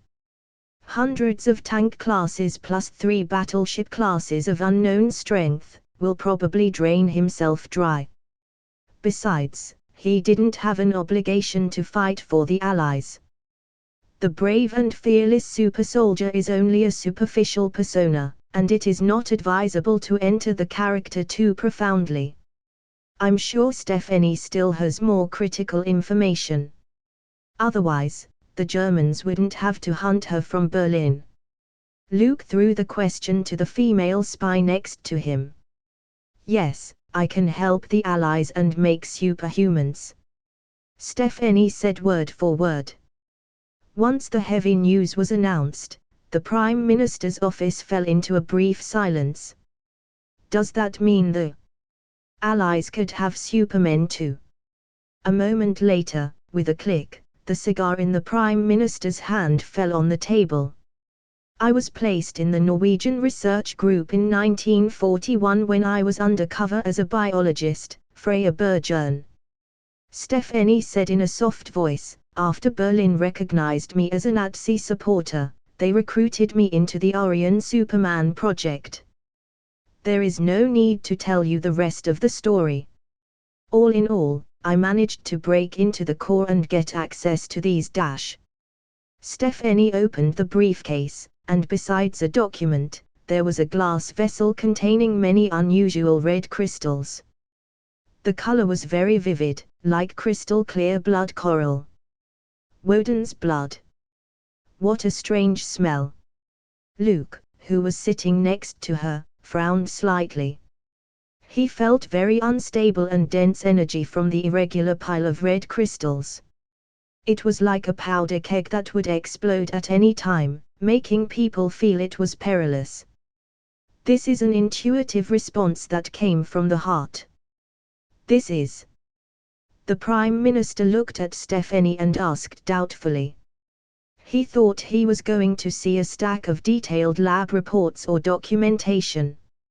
It's the only way for the Allies to defeat those monsters. Stephanie took another sip of wine. It seems that this female spy had been lurking in Berlin for a long time and got into the habit of drinking, but it is understandable. Every undercover agent lurking in the enemy's base camp was under tremendous psychological pressure. They live among enemies and pretend to be the other side, incorporating the false identity into their daily lives. It wasn't easy. The Germans call this stuff Woden's blood, which is necessary to transform ordinary people into super soldiers. Stephanie explained in detail while drinking. These red crystals are crystalline polymers that are gradually produced during a special fermentation process. So think of them as vegetables in a field. In other words, it takes time for Woden's blood to grow, and it wouldn't just come out of thin air. The good news is, before I left the factory, I blew up all the containers containing Woden's blood. It would take a lot of time for the Germans to rebuild another facility. But the bad news is that General Sankt, who is in charge of the Aryan Superman project, is a strict and careful man. So, there will be surplus reserves to keep the damn project from going completely bankrupt. The Prime Minister took a puff of his cigar. He gazed at the red crystals in the glass vessel and asked, "So you know how to make synthetic Woden's blood?" Comment. 26 comments. Vote. Chapter 87, Chapter 085 Secrets. I was responsible for screening the candidates. But the process of cultivating Woden's blood wasn't complicated, and with these red crystals, I believe that the Allied scientists will soon be able to research it. Stephanie shook her head and gave an answer that was neither surprising nor disappointing. And this document is. The Prime Minister shifted his gaze to something else in the briefcase. The origin of Woden's blood and the Aryan Superman transformation technology's origin is recorded here.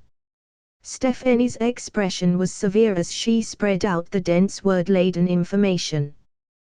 The original manuscripts were kept so secret that I couldn't access them. These are just copies I stole. Luke, who is sitting next to her, and the Prime Minister, who exhaled a mouthful of smoke.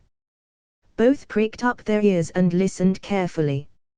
Aryan Superman in Berlin appeared suddenly, and no one knew the specific origin. At one time, the Allied leaders thought that the Axis powers had successfully copied the serum developed by Abraham Erskine and made a more powerful version of super soldiers. According to Stephanie's intelligence, Super Soldier and Aryan Superman seem to be two completely different products. The former is a serum creation, while the latter is a new and unfamiliar secret technology. The Führer in Berlin was known to be obsessed with occultism and the pursuit of supernatural powers. Stephanie recalled and whispered, "The Hydra organization was originally a branch of the Third Reichsannab Institute, to establish an external intelligence agency. Later, Red Skull recruited a large number of scientists and absorbed many fanatics, gradually breaking away from the control of the Führer." Luke's eyes moved slightly. He had a vague guess about the origin of Woden's blood and the technology to make Aryan supermen. Could it be that it is related to the ancient Hydra? To curb Red Skull's growing ambition and his rapidly increasing strength, the Führer secretly set up a new research team to reproduce a powerful super soldier like General Cavill through the blood samples left behind by Red Skull. Stephanie glanced at Luke and had to say that she was pleasantly surprised by him. In the battle against the tank-class Aryan Superman, the young general showed overwhelming strength. A series of failures almost caused the Führer to abandon the project. However, news came from the Annab Institute, which excavated an ancient document containing strange words analyzed and deciphered by professionals and classified as the language of an alien race in ancient times. Hearing this, the Prime Minister looked confused and took a puff of his cigar to calm down. As a graduate of the Royal Military Academy, Sandhurst, a published author of several books and a future Nobel Prize winner in literature, and a famous orator who unveiled the Cold War's intro between the United States and the Soviet Union, the British Prime Minister did not know what to make because the head of the Axis powers was enjoying alien literature and creating the Aryan Superman in an attempt to conquer the world. Is the world too crazy, or am I just unable to keep up with the changes of time? The Prime Minister's elbow was on his desk, propping up his somewhat rounded face with a dull expression of overwhelming information was added. Aliens have visited Earth in times farther away from the birth of humans. Luke is very calm about this matter. After all, this is the Marvel Comics world. Within the 9 realms, besides the Earth called Midgard, there were Asgard and Jotunheim, where frost giants live, and so on. If we look further away, there will be more Skrulls, Kree and Shi'ar, who together form the 3 civilized empires of the galaxy. As for the higher ones, there are the Council of Elders, Council of Godheads, and the 5 cosmic beings. Therefore, during World War II, the Axis powers discovered alien technology, which is very reasonable, without the slightest problem. I know it sounds like a fantasy, or the ramblings of a madman, with no credibility. Stephanie saw the Prime Minister's expression and shrugged helplessly. I started with this attitude. I thought that all these lies were fabricated by the Germans, mainly used to deceive the ignorant people and make them worship the Führer like fanatics until I deeply participated in the Aryan Superman project and found inside information. They did find the remains of an ancient civilization, which, according to research, may be from ancient Egypt. It details the heroic exploits of a priest named Imhotep, who led the Egyptian people to fight against the alien brood. T-note, Imhotep was an Egyptian chancellor to the pharaoh Djoser, probable architect of Djoser's step pyramid, and high priest of the sun god Ra at Heliopolis. Very little is known of Imhotep as a historical figure, but he was gradually glorified and exalted in the 3,000 years following his death. The red crystals that could transform the human body and stimulate its potential were the technology left behind by the brood. Those bug-like aliens cultivate Woden's blood and use them as food to feed the beasts, catalyze them into terrible monsters, and use them as war machines. The Prime Minister, who acted as an audience, was on the verge of a nervous breakdown and couldn't help but reach for the liquor bottle on the table. He poured himself a cup of gin and poured it into his mouth. As if that wasn't enough, he poured 2 more glasses in a row and drank them all in one gulp. Imhotep. I remember he was the pharaoh's chancellor in the 3rd Egyptian dynasty and the designer of the Pyramid of Djoser.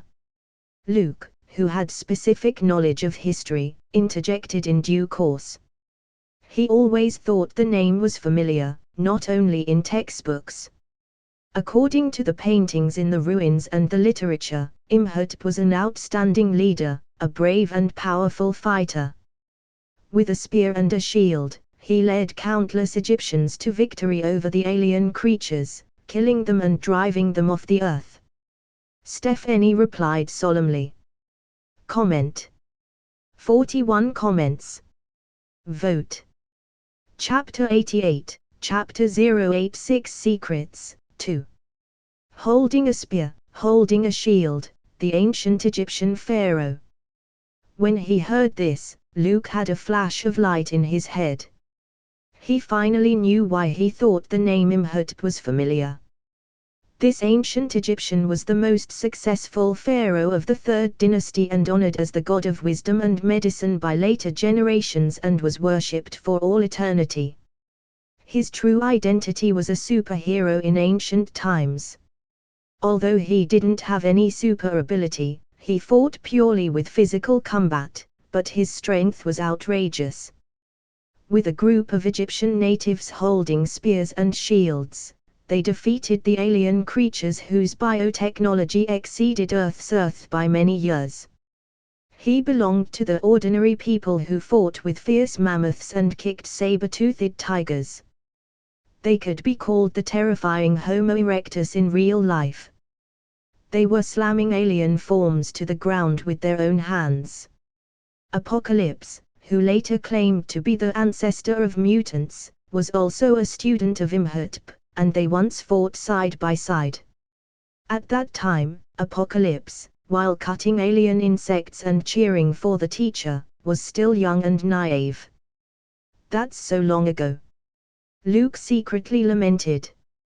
He didn't expect the biological transformation technology behind Aryan Superman made in Berlin to come from that ancient era. But when you think about it, you can't pick out any problems. After that, the secret organization Brotherhood of the Shield was established by various historical big shots, such as Leonardo da Vinci, Newton, Tesla, Galileo, etc. They adopted the eagle logo from the shield held by Imhotep. As for the later S.H.I.E.L.D, Hydra, and Leviathan, all 3 are actually of the exact origin, with more or less traces of the Brotherhood of the Shield. But each going in a different direction.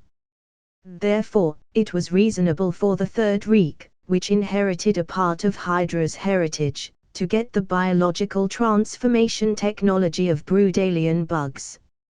In the beginning, the Germans didn't know that there was cutting-edge technology that could transform the human body hidden in that ancient document. The research on it was more out of academic curiosity. But when someone deciphered the contents of the first chapter, everything changed. Stephanie didn't know that Luke had speculated about the whole incident. She pushed up the gold-rimmed glasses on the bridge of her nose and continued. The Germans realized that they had found a treasure. Found a key to open the door to a world of new humans. Then, General Sankt reported the news to the Fuhrer in charge of all this. The whole Aryan Superman program began. 3 departments were established separately, according to the contents of the literature. The first is to make the catalyst for transforming the human body, that is, Woden's blood. The second one is responsible for screening candidates and finding catalyst-sensitive individuals. The third and largest department is responsible for transforming the human body and mass production of monsters. And this isn't the worst. General Sankt only translated the ancient literature by 1/5. That is to say, in addition to tank class and battleship class, there may be more powerful Aryan superhumans in the future. After Stephanie finished speaking, the Prime Minister went silent. More powerful Aryan superhumans. Carrier class. Luke was quietly wondering what level he was in the later stage of development. Nuclear class. Space warship class. Star destroyer. Black hole class. As for the threat of the Aryan Superman, to be honest, he didn't pay much attention to it. Not too inflated or blindly confident. If one calms down a little and thinks with his head, he can guess that these low-quality superhumans, which had been transformed with body modifications, must have some unknown defects. Otherwise, as early as the ancient Egyptian period, the Brood would have ruled the world, so there was no need to wait for the Third Reich to inherit this technology. Stephanie, tell me, are those superhumans capable of growth? Why hasn't the Third Reich implemented mass production yet? The Prime Minister is a veteran politician with a deft hand, quickly identified several critical issues from the female spy's words. Right now, mass production is an impossible task. Studies have shown that Woden's blood, as a catalyst, will only work and start a transformation process on about 1 out of 5,000 subjects. Stephanie saw the Prime Minister who wanted to reach out and touch it and hastened to stop him. For others, it's a deadly contact poison. In the ancient literature, there's a method to identify the candidate, but the general couldn't decipher it. So, he came up with another evil plan. First, test the catalyst on thousands of prisoners, Jews, and Soviet prisoners. Blood was then taken from the survivors for specialized testing. Next, the identified blood is used on a large scale to mark potential candidates, soldiers who are similar to the survivors and meet the requirements of Woden's blood, and recruit them into the team. In the end, as long as the soldiers are all classified as catalysts, one will always pass. The hundreds of tank classes and the 3 battleship classes all came from this. After listening, the Prime Minister couldn't help but breathe a sigh of relief. Stephanie destroyed a production plant. Woden's blood needed to be cultivated, coupled with the low success rate of making an Aryan Superman. This series of reasons made it difficult for the Axis countries to complete the final plan of bombing troops across Europe quickly and won a little respite for the Allies. General Cavill, what do you think? Binge. Join Discord to trial read future projects, meet other readers, chat with staff and have a look at the character pics, mostly based on comics. Visit discord.link/binge translations. Join Patra 0n to be always ahead by at least 25 chapters. Visit patreon.com/binge translations. Comment. 32 comments. Vote. Chapter 89, Chapter 087 Ambitions. General Cavill, what do you think? The Prime Minister snuffed out the half-smoked cigar and looked at Luke with expectant eyes. Stephanie put the Allies and the Axis powers on the same starting line again and gave them the capital to participate in this game. But this didn't mean that the scales of victory are beginning to tip in favor of the Allies. The war that is sweeping the world had, in a sense, become a competition between cutting-edge warfare capabilities and consumption. Ordinary soldiers were reduced to cannon fodder. Even the tanks and bombers couldn't completely change the situation. Luke is the only Superman in the Allies' possession. Moreover, his combat power had exceeded the Third Reich's tank class. There is no doubt about the young general's strategic position or his ability. I think the most important thing at this stage is to convene the Strategic Science Reserve to study the composition of Woden's blood and cultivate it. And select qualified soldiers as recipients. Luke's thoughts were evident as he looked at the red crystals in a glass vessel and said in a deep voice, we can use the red crystals Miss Stephanie brought back as a specimen and draw blood from the soldiers who have been drafted into the army. As long as the blood reacts with the red crystals, they can be selected as the candidates to try out the transformation program later on. Luke's idea made both the Prime Minister's and Stephanie's eyes shine. This isn't a complex problem. But just after listening to all this, finding an implementable solution from the massive amount of information quickly. This requires keen insight and quick response. Editor/note, *I roll *. I'll tell Allied Command to bring back the Strategic Science Reserve under your leadership as soon as possible. General Cavill, as the savior of the Allies, you couldn't be more suitable.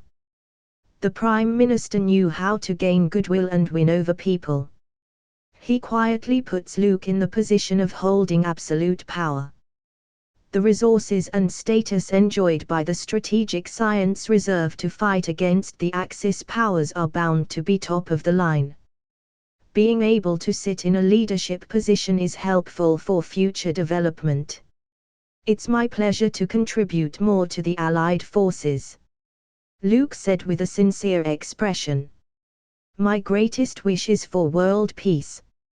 Any ambitious person who tries to start a conflict is my enemy. The Prime Minister chuckled twice, held Luke's right hand firmly, and spoke with emotion. It's fate. My greatest ambition in life is also world peace. I can see right away that Your Excellency is also a peaceful man with a heart for the world. Luke subtly curled his lips. The most famous Prime Minister of the British Empire was nominated for the Nobel Peace Prize. Ironically, the Italian dictator Mussolini, who Luke himself caught, and the Fuhrer of Berlin have been nominated for this award. That's why the judges constantly redefine the word peace. Berlin, Parliament Building. The Fuhrer, who used to live in the bunker, was finally able to move into the luxurious bedroom, fair and square.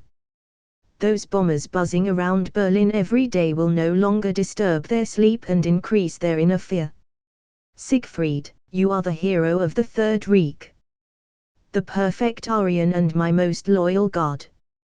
The Fuhrer woke up from the big soft bed, dressed in a robe, opened the door, and said so.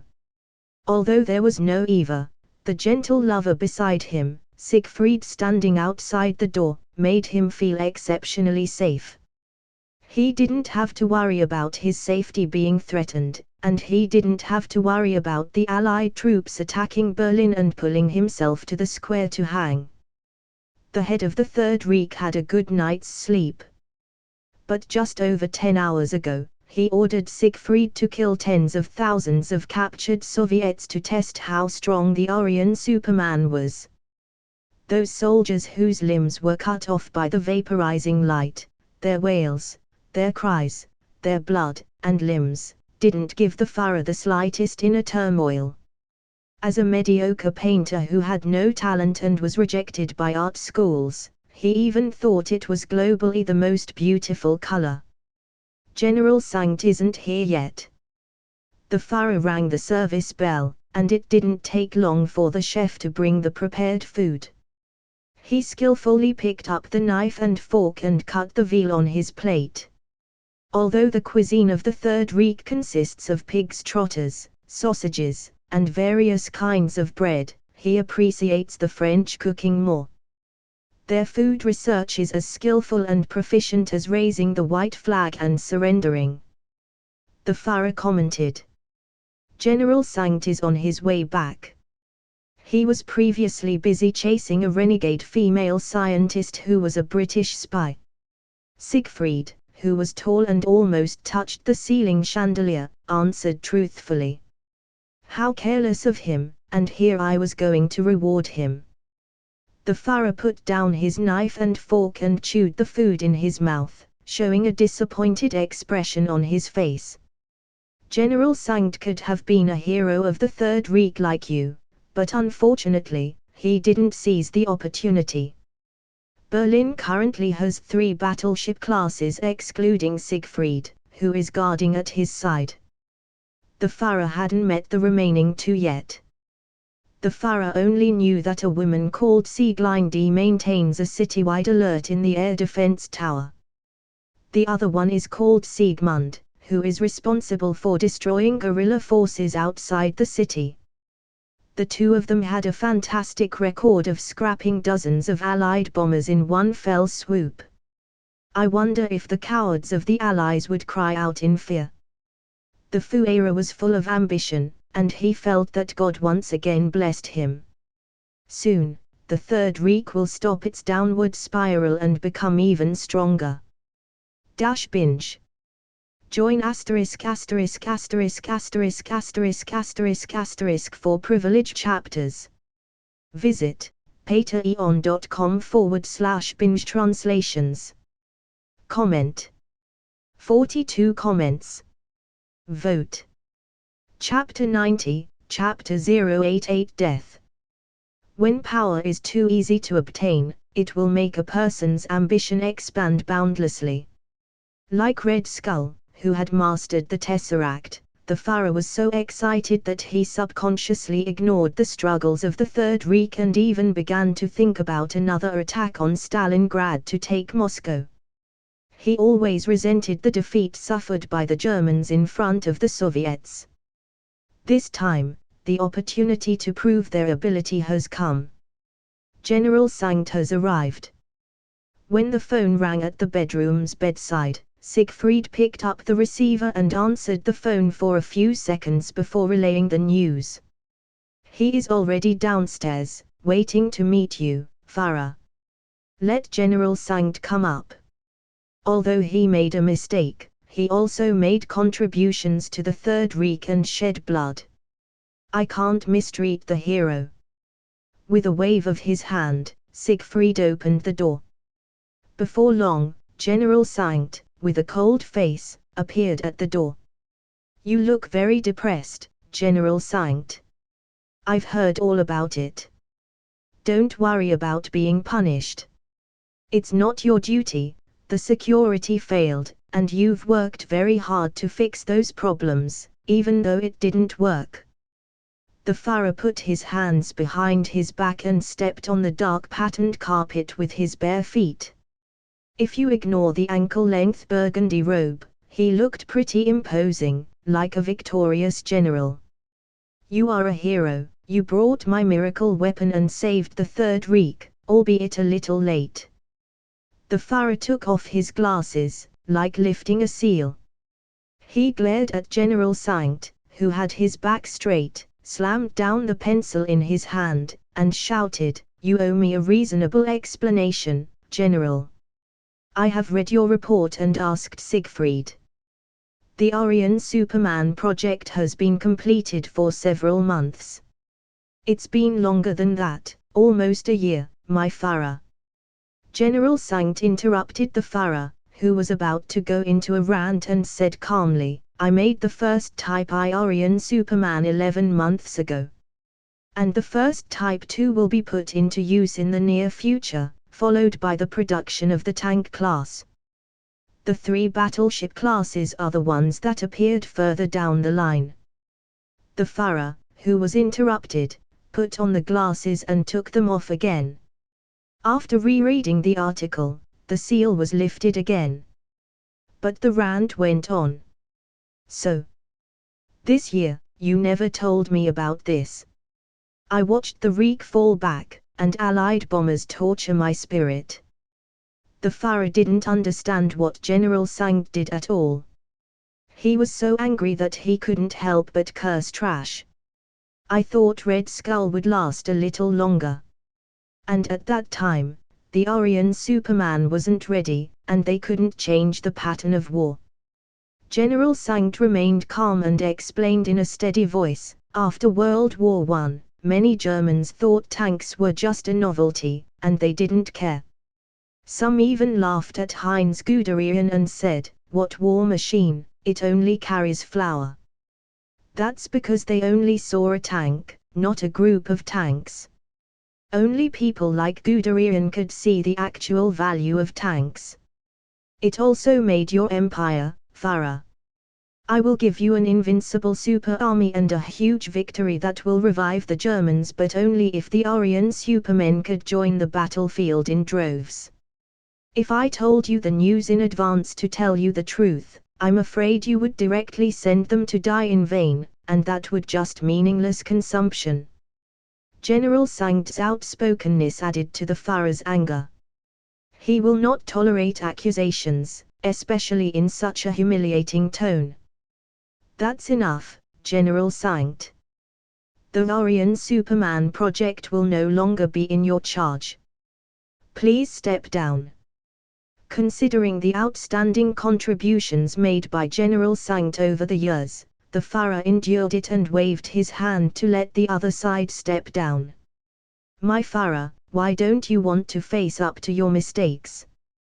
General Sangt, with his hands behind his back and his body motionless, shook his head and said, "You're like a madman who lost his mind, letting Siegfried kill tens of thousands of Soviet prisoners. You didn't even think that this would only arouse the resistance from the Allies. No one would surrender in the future. I'm the one who's disappointed in you. You were just an Austrian bumpkin who got into this seat because you were born in a country with Prussian rigidity and a bunch of idiots who were willing to listen to your nonsense.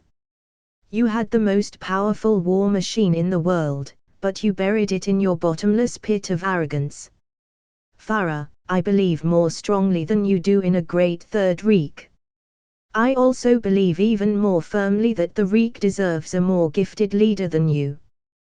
General Sangt's remarks thoroughly angered the Farah. He picked up the pencil on the carpet and calmly said, "Oh, General. I didn't expect you to think of me this way, which is really regrettable. You won't be able to see the Third Reich in your imagination and the leaders who are more gifted than I am. Siegfried, kill him." With a command from the Farah, Siegfried, who was silent as a statue, came forward and stood in front of General Sangt. His eyes were blazing hot, and the terrifying energy was like wisps of blue light that pulsed incessantly. "Yes." Siegfried said so. Then he turned around and looked at the Farah himself. A dazzling light bursts out from both eyes. Binge. Read privilege chapters on Patreon. Visit patreon.com/binge translations. Comment. 59 comments. Vote. Chapter 91, Chapter 089 The Plan. 3 days later, Colonel Phillips arrived at Bletchley Manor, just outside London, with the Howling Commandos and the Strategic Science Reserve.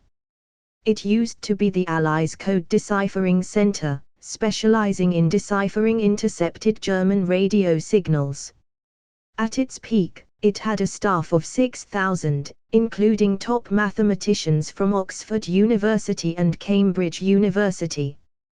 But what was best known was probably Alan Mathieson Turing, who led the team to conquer the Enigma code. He was called the father of modern computer science by later generations and was also the initiator of the Turing test. Luke, who met Turing not long ago, almost recognized him as Dr. Strange or Holmes. Editor/note, to those who didn't get the reference, Benedict Cumberbatch played both Alan Turing, Dr. Strange and Holmes. I just heard that the Axis folks unearthed ancient civilizations' biotechnology. Did primitive people know science too? Colonel Phillips came into the office and shouted at the top of his lungs. His voice resounded as he asked regarding the defeat of the Soviet army. There were also issues such as the Aryan supermen of the Axis powers. The external information of the Allied forces was that Berlin had summed up a set of inhuman and ruthless human body modification techniques from the Lance of Longinus and the knowledge left over from an ancient civilization. This sounded, at least, much more convincing than a massive invasion by alien creatures on the Earth and the final victory of an ancient Egyptian pharaoh.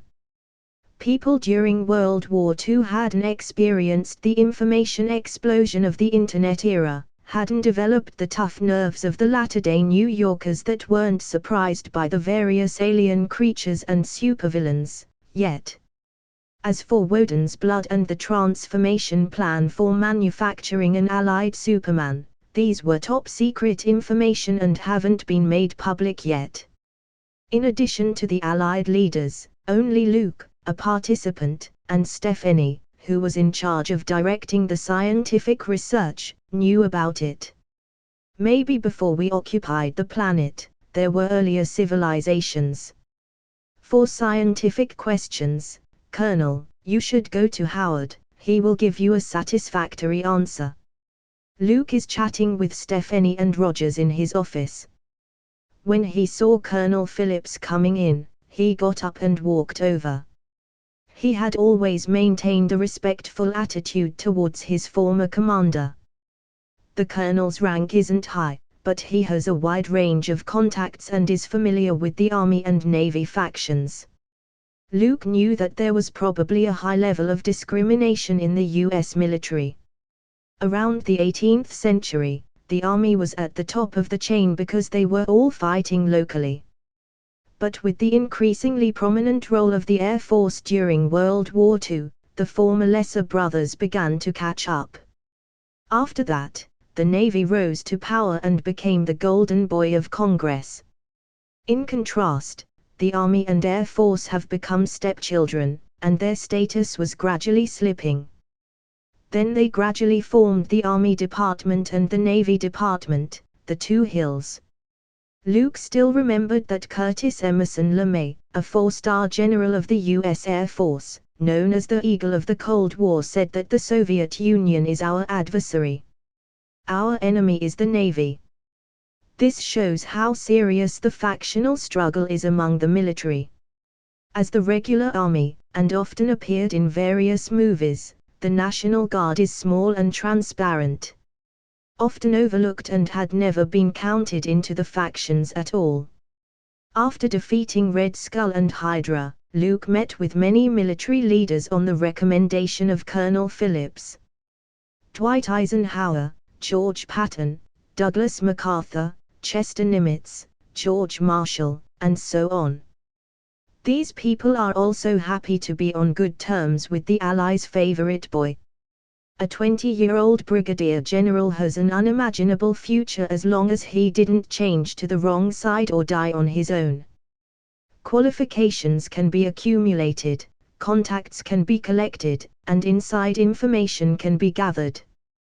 But years can't be reversed, and time wouldn't come back. Therefore, for Luke, youth isn't only a disadvantage but also capital that can be used. That Howard Stark guy. He was called up to Oak Ridge to work on a classified project. Colonel Phillips shook his head and said, Allied Command has handed over the command of the Strategic Science Reserve to you. What kind of miracle are you going to lead us to this time, Luke? How about raiding Berlin and capturing the Führer alive? Wrong, the current leader of the Third Reich is General Sankt. Luke said half-jokingly and half-seriously. These days he and Rogers have discussed how to end this war in the fastest way possible. The answer was, to storm Berlin. Now, the Allies cannot give the Third Reich any chance to breathe, and once they regain their deficit through the Aryan Supermen and enter the explosive soldier phase, it will be challenging to win quickly. Do you think so? Colonel Phillips frowned at the thought, not surprised, but began to consider the feasibility. He is used to the fantastic things that come out of Luke's mouth. This is the prepared plan. Luke cleared his throat and called Carter, Stephanie, and Rogers outside the door to his desk. A group of people gathered around a long wooden table made of red mahogany with an open map and a confidential document in front of them. Binge. Read 25 privilege chapters and 2ch/d by becoming a patron. Visit patreon.com/bingetranslations. Comment. 29 comments. Vote. Chapter 92, Chapter 090. Do you want to become stronger? A group of people gathered around a long wooden table made of red mahogany with an open map and a confidential document in front of them. After a lengthy and necessary introduction, Luke spoke with a deep voice. "Steve, aren't you always asking me what happened? I will now share this top-secret information with all of you. Berlin has produced Aryan supermen, who are more powerful than super soldiers. Their technology comes from the cutting-edge technology of alien species. Thanks to Miss Stephanie, who brought back Woden's blood from Berlin, and copies of the ancient documents, the Allies have the capital to fight against it now. After discussion, the Allies are also preparing to make supermen deal with the threat from the Third Reich. Both crystal cultivation and candidate screening are being carried out simultaneously." For a while, the office was tranquil, with only one person breathing. Luke's words were so informative that they took a minute to digest them. "So, the war isn't over yet?" Rogers pursed his lips. "It seems that the plan to search for Bucky will be put on hold. Luke, is there anything I can do? Maybe, I'm not as good as the tank class and battleship class you mentioned, but I won't back down as long as I can fight." As expected of Captain America, every word was on the mark. And even Colonel Phillips, who had never been much of an admirer of his, showed a hint of respect. "Rogers has a passive skill. His leadership aura." Unaffected, Luke, who has an immune effect, quietly thought so. "I can join the fight and the Howling Commandos. They'll be happy to come back under your wing." Colonel Phillips said so. He was still alive and well, could still carry a gun, and contribute toward the Allied forces. Luke glanced at it without showing any expression and felt that the colonel's old arms and legs might not be enough to go against tank-class Aryan supermen that showed everyone a ripping a living man apart show. "All of you, don't rush. This is not pre-war mobilization." The young brigadier general shook his head. "The competition and confrontation between the Allied forces and the Third Reich have turned into a rivalry and slaying between the top fighting forces.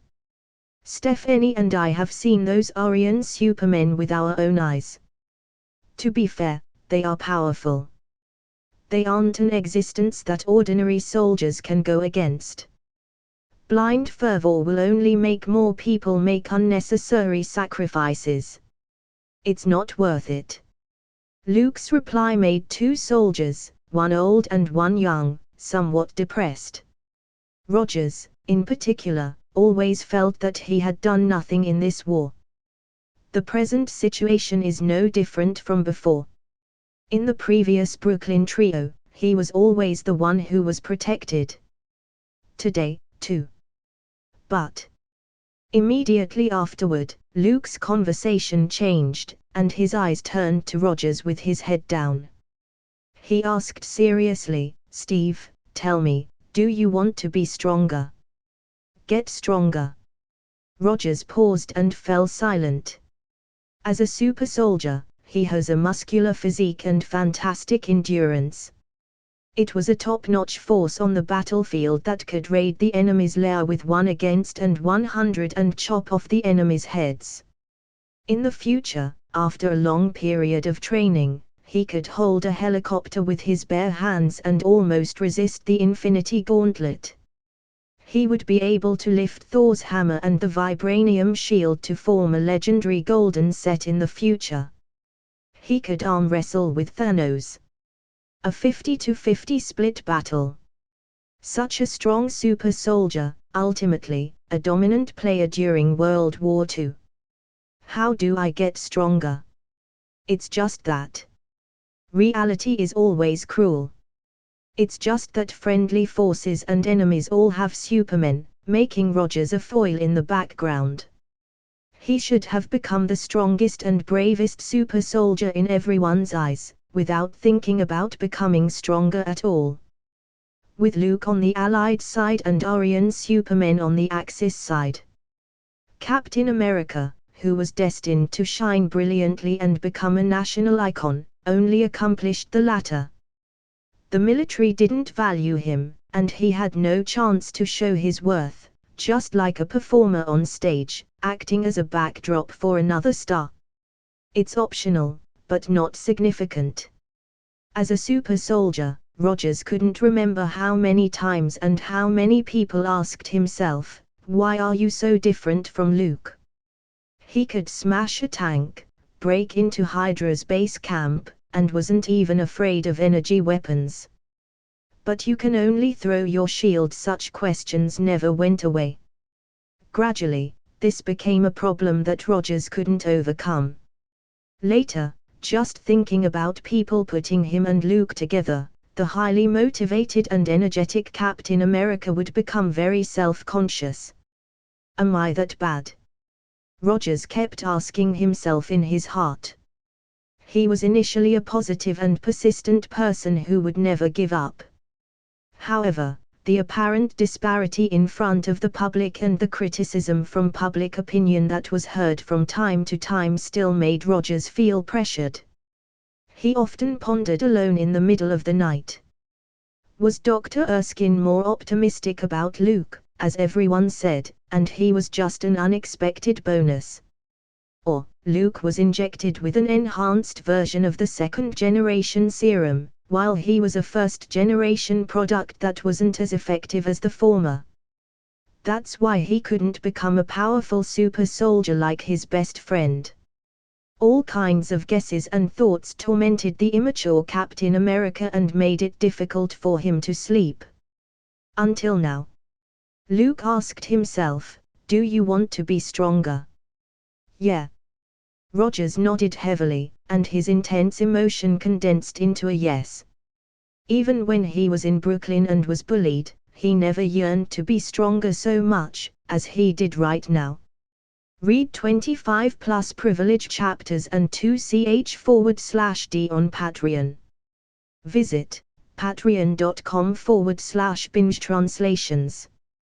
Comment. 51 comments. Vote. Chapter 93, Chapter 091, a heart-to-heart chat. Kryptonians are inherently strong. Rogers, you haven't understood this truth yet. It occurred to Luke that the cost of breeding Woden's blood wasn't low and could even be considered expensive.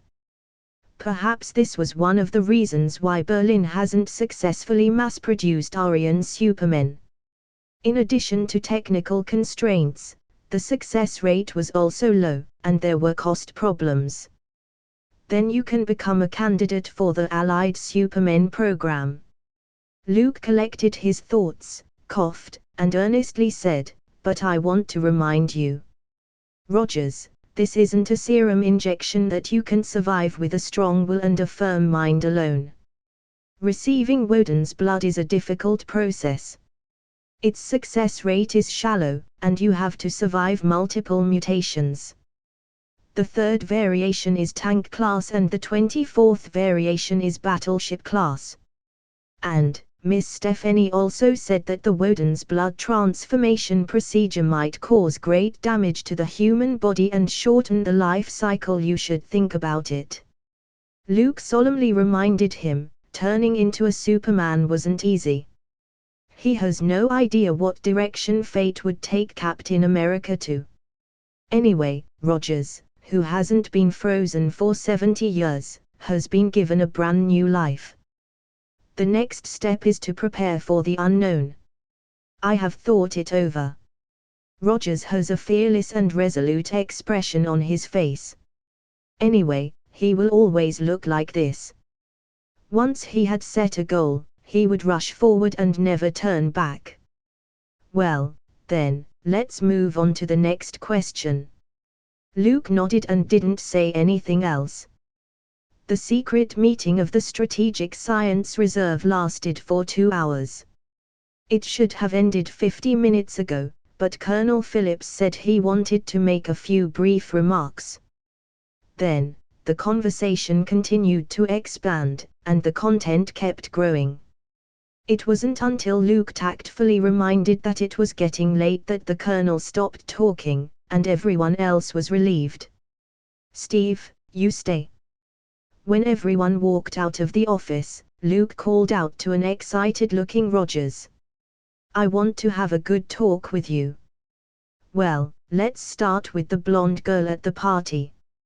Her name was Marjorie, right? How are you two doing? Have you been in touch recently?" Luke leaned back and asked in a relaxed tone. "Yeah. Everyone thought that the war was coming to an end. She was a Scottish girl, so she returned to Edinburgh early. We sometimes write letters to each other." Rogers pulled out his chair and sat down. He scratched his head and said, "But you know, Luke, I'm not very good at talking, and I can't write any funny jokes. So, I'm frustrated." Captain America, who fell in love for the first time, was no different from ordinary people. No, to be honest, he might be worse than a lot of people. After all, Luke really couldn't imagine the always serious Rogers smoothly spit out loving words. "You don't have to show your humor. You're not Howard. You can talk about the little things that happen in life and let the lucky girl feel that you care."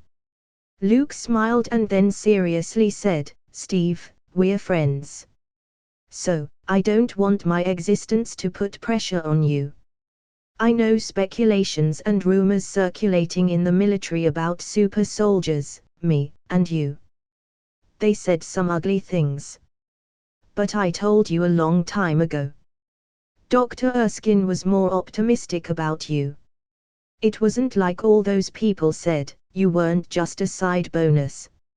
Steve, there are some qualities in you that I don't have and don't possess.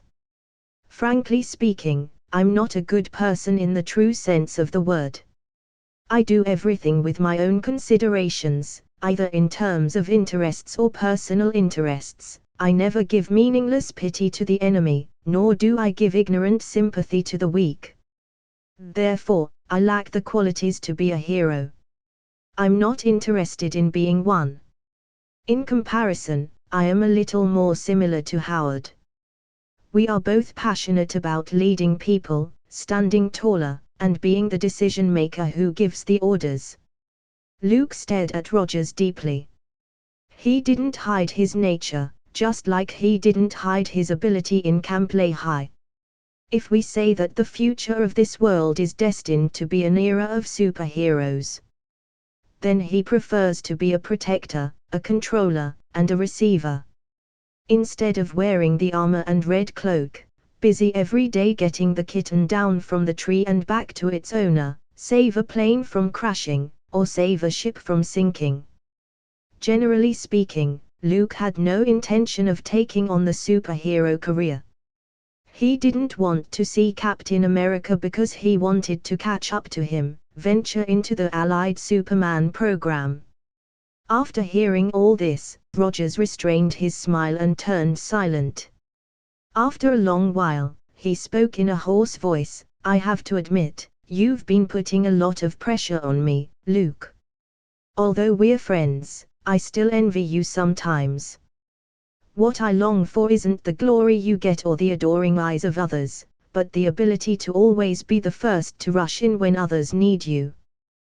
When I was in Brooklyn, Bucky was always surrounded by gangsters, and I couldn't help him. I dragged him down. After knowing you, it's different. You've always had a way of dealing with problems, street thugs, bootleggers, and gangsters. As time goes by, Bucky and I were used to looking for you whenever there was a problem. I did have the idea of catching up with you, Luke. However, this idea soon disappeared because no matter how good or powerful you are, you will always be my friend. Who would be jealous of their friend's achievements? A smile appeared at the corner of Roger's mouth as he looked at Luke with a calm face and sincerely said, I want to be strong, just to have the power to help. At least when you need me, I could stand up, so you wouldn't have to fight alone. There was a brief silence in the office. After a while, a hearty laugh came out. Binge. Read 25 plus privilege chapters and 2ch/d on Patreon. Visit patreon.com/binge translations. And we publish 2 chapters per day. Comment. 54 comments. Vote. Chapter 94, Chapter 092. It hurts during the first time. A week later, the first recipients of Woden's blood were ready to receive the treatment. A total of 321 people whose blood reacted with the red crystals were eligible candidates for the Allied Superman program. Now, they were settled in a camp outside of London, waiting for a preliminary test. It must be said that when the government apparatus is in motion, everything is done efficiently. From screening suitable candidates to picking out qualified recipients, the speed was impressive. Brigadier General Cavill, the next step is the transformation process. However, I still recommend that you and the top brass of the Allies don't get your hopes up. Luke and Stephanie walk along the tree-lined path in Bletchley Manor. Not long ago, news came from the Allies that General Sankt, who was in charge of the Aryan Superman project, had somehow revolted. The backstabbing bastard took out the ambitious Farah, who was about to make a big show of his ambitions. Sudden changes led to temporary chaos in Berlin.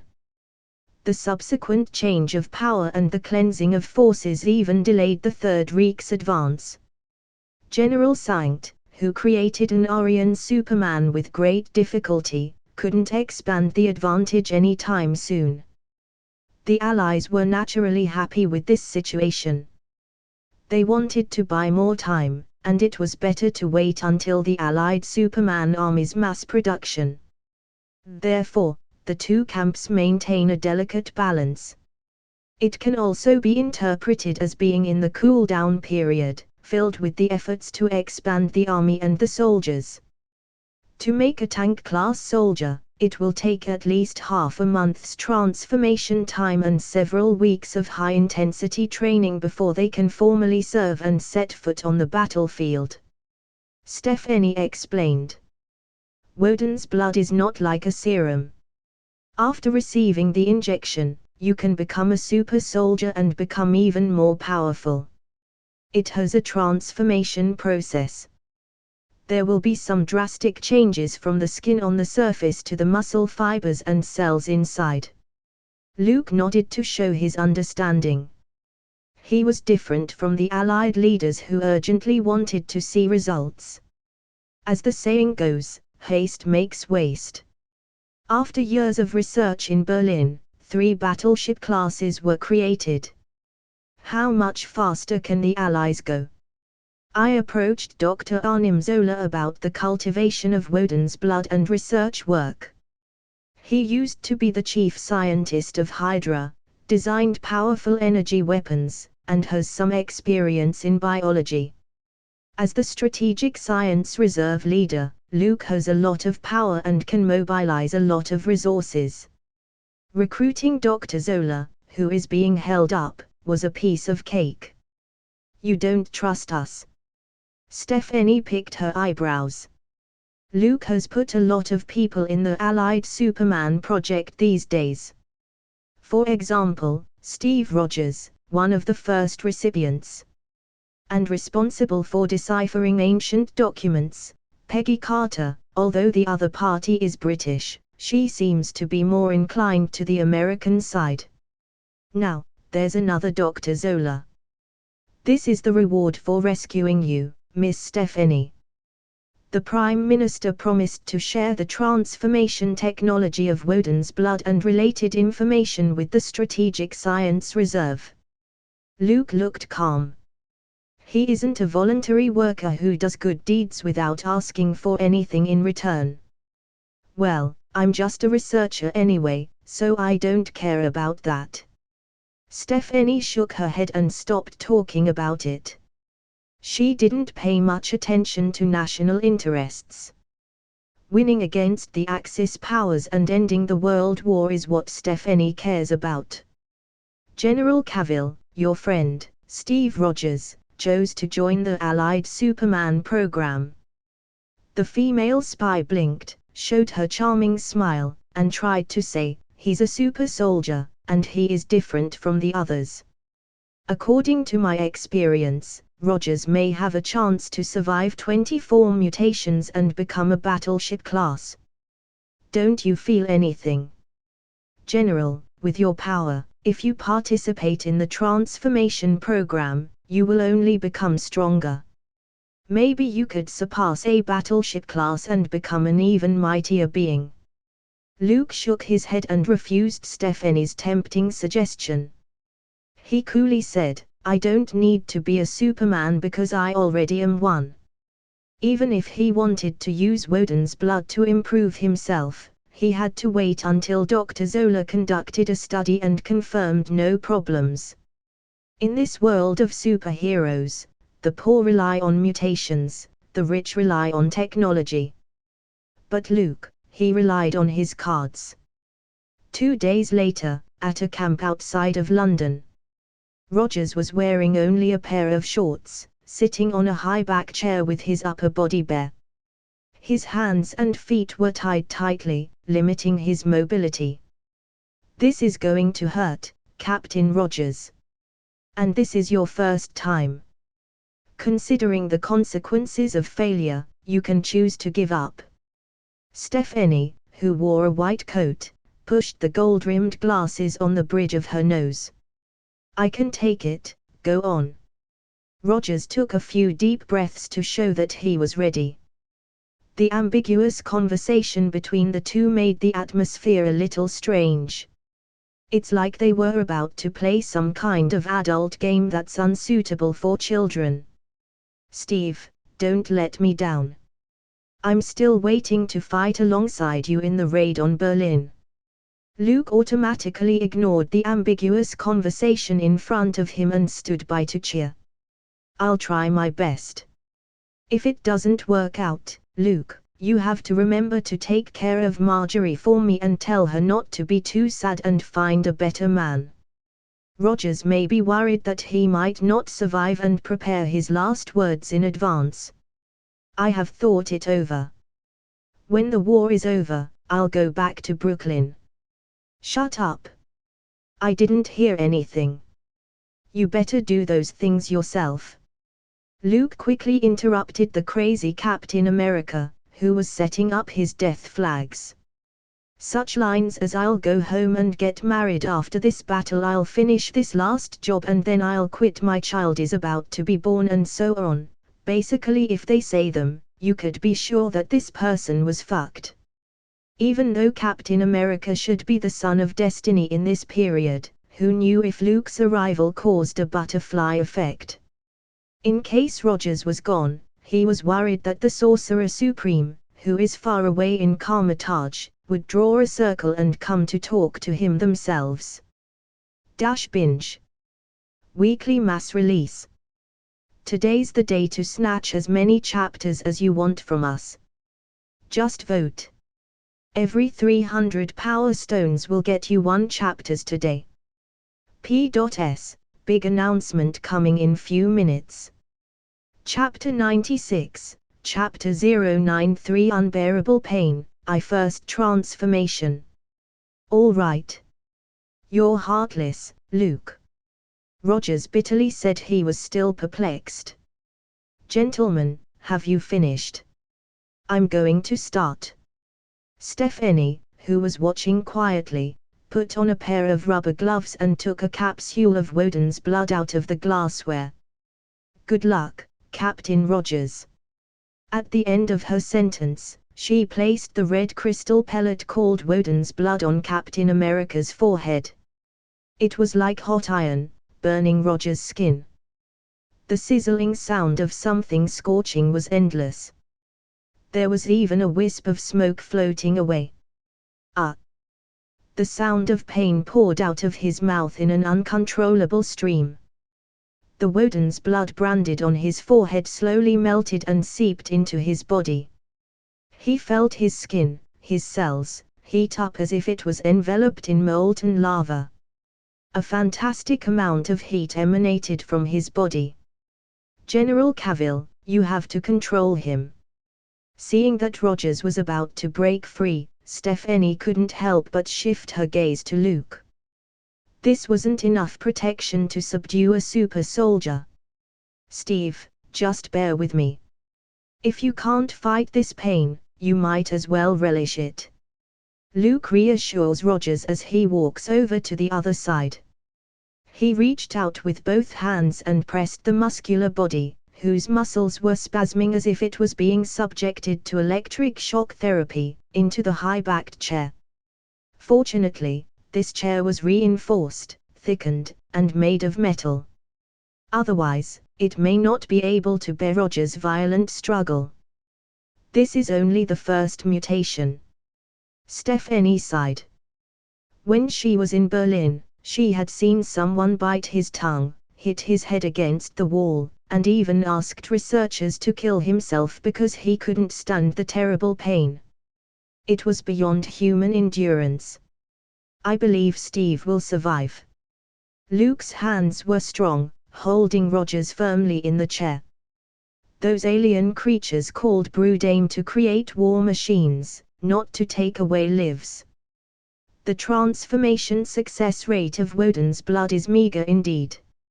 However, Captain America is a lucky man who had survived the serum injection without the slightest side effects.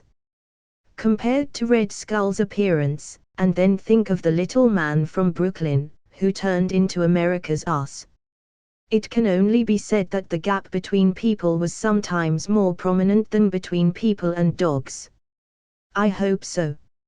Stephanie was non-committal. She thought Rogers had the potential of a battleship class, it just depended on whether the other party could handle the pain of transformation. By the time Rogers survived the first mutation, it was already evening. Luke lifted the tent curtain and walked in with a bowl of oatmeal with a lot of glucose. "Are you awake?" The transformation was very successful. Rogers opened his eyes and regained consciousness. These were the first words he heard. He struggled to get up and leave the thick, reinforced high-back chair. While rubbing his wrist that had marks from the straps, he moved his stiff limbs. "Are you sure it worked?" "I don't feel the slightest change." Rogers, wearing only one pair of underpants, was very puzzled. When he received the serum injection, he changed from being a little man directly into a big muscular man. It can be said that significant changes have taken place from the inside out, which could be seen at a glance. However, the process of the first mutation, which had been very painful, didn't seem to have any significant effect on him. Stephanie said that if you're still alive, it means that the transformation is successful. Luke shrugged his shoulders and handed the bowl of porridge to Rogers. "With some gloating," he says, "your food for the next few days, in addition to the nutrient solution, some glucose. Enjoy this period of time." "What about you?" Rogers sipped the not-so-great-tasting oatmeal with a spoon and looked over at Luke, who was standing to the side. The latter smacked his lips and said, "Cheesesteak and grilled chicken." "I declined Stephanie's invitation for English food and chose a pretty good restaurant to have dinner with Carter. He wasn't a vegetarian, so he wasn't interested in thick oatmeal that tasted bland and was laced with glucose." "Can't I eat meat?" Captain America made a severe request. How can I make up for my daily consumption by only eating this? Luke shook his head and explained, you will also be given a few bags of nutrient solution later. In about 3 hours, you have to undergo another mutation. She's afraid you'll throw up all the food in your stomach. If you want to try something else, I recommend the famous British dish, Stargazzy pie. See that, and you'll think of glucose oatmeal as a delicacy. Hearing Luke's words, Dead Fish's eyes immediately appeared in Roger's mind. He quickly shook his head and refused this seemingly kind offer. That thing, was it really for human consumption and not some kind of scary artistic masterpiece? Rogers drank the bowl of oatmeal in a few mouthfuls and asked, can I take a bath? The intense pain of the initial mutation caused him to sweat so much that it was almost condensing into salt grains. This should be fine. Stephanie just said, no strenuous exercise and overeating food. Luke smiled. This feeling of treating Captain America as a guinea pig seemed quite interesting. The truth is, you're no different from normal. The transformation from Woden's blood can only be seen after at least 3 mutations. Rogers seems to understand. He, like Luke, wasn't much of an academic. The former didn't have talent in learning, while the latter didn't like using his brain more than his strength. That was more like Superman. Luke thought silently. By the way, how's the transformation of the others going? Binge. Weekly mass release. Today's the day to snatch as many chapters as you want from us. Just vote. Every 300 power stones will get you 1 chapters today. Comment. 27 comments. Vote. Chapter 97, Chapter 094 Unbearable Pain, 2 State of the Project. By the way, how's the transformation of the others going? Rogers, who had run outside the tent to take a shower, asked aloud. Because Stephanie thought that he had the potential of a battleship class, he also had his own tent. So, he didn't mix in with the other soldiers. The first mutation eliminated 141 people. Luke gave a specific number and sighed, nearly half of them showed rejection and died. The remaining half couldn't bear the pain and started to hurt themselves. In short, not optimistic.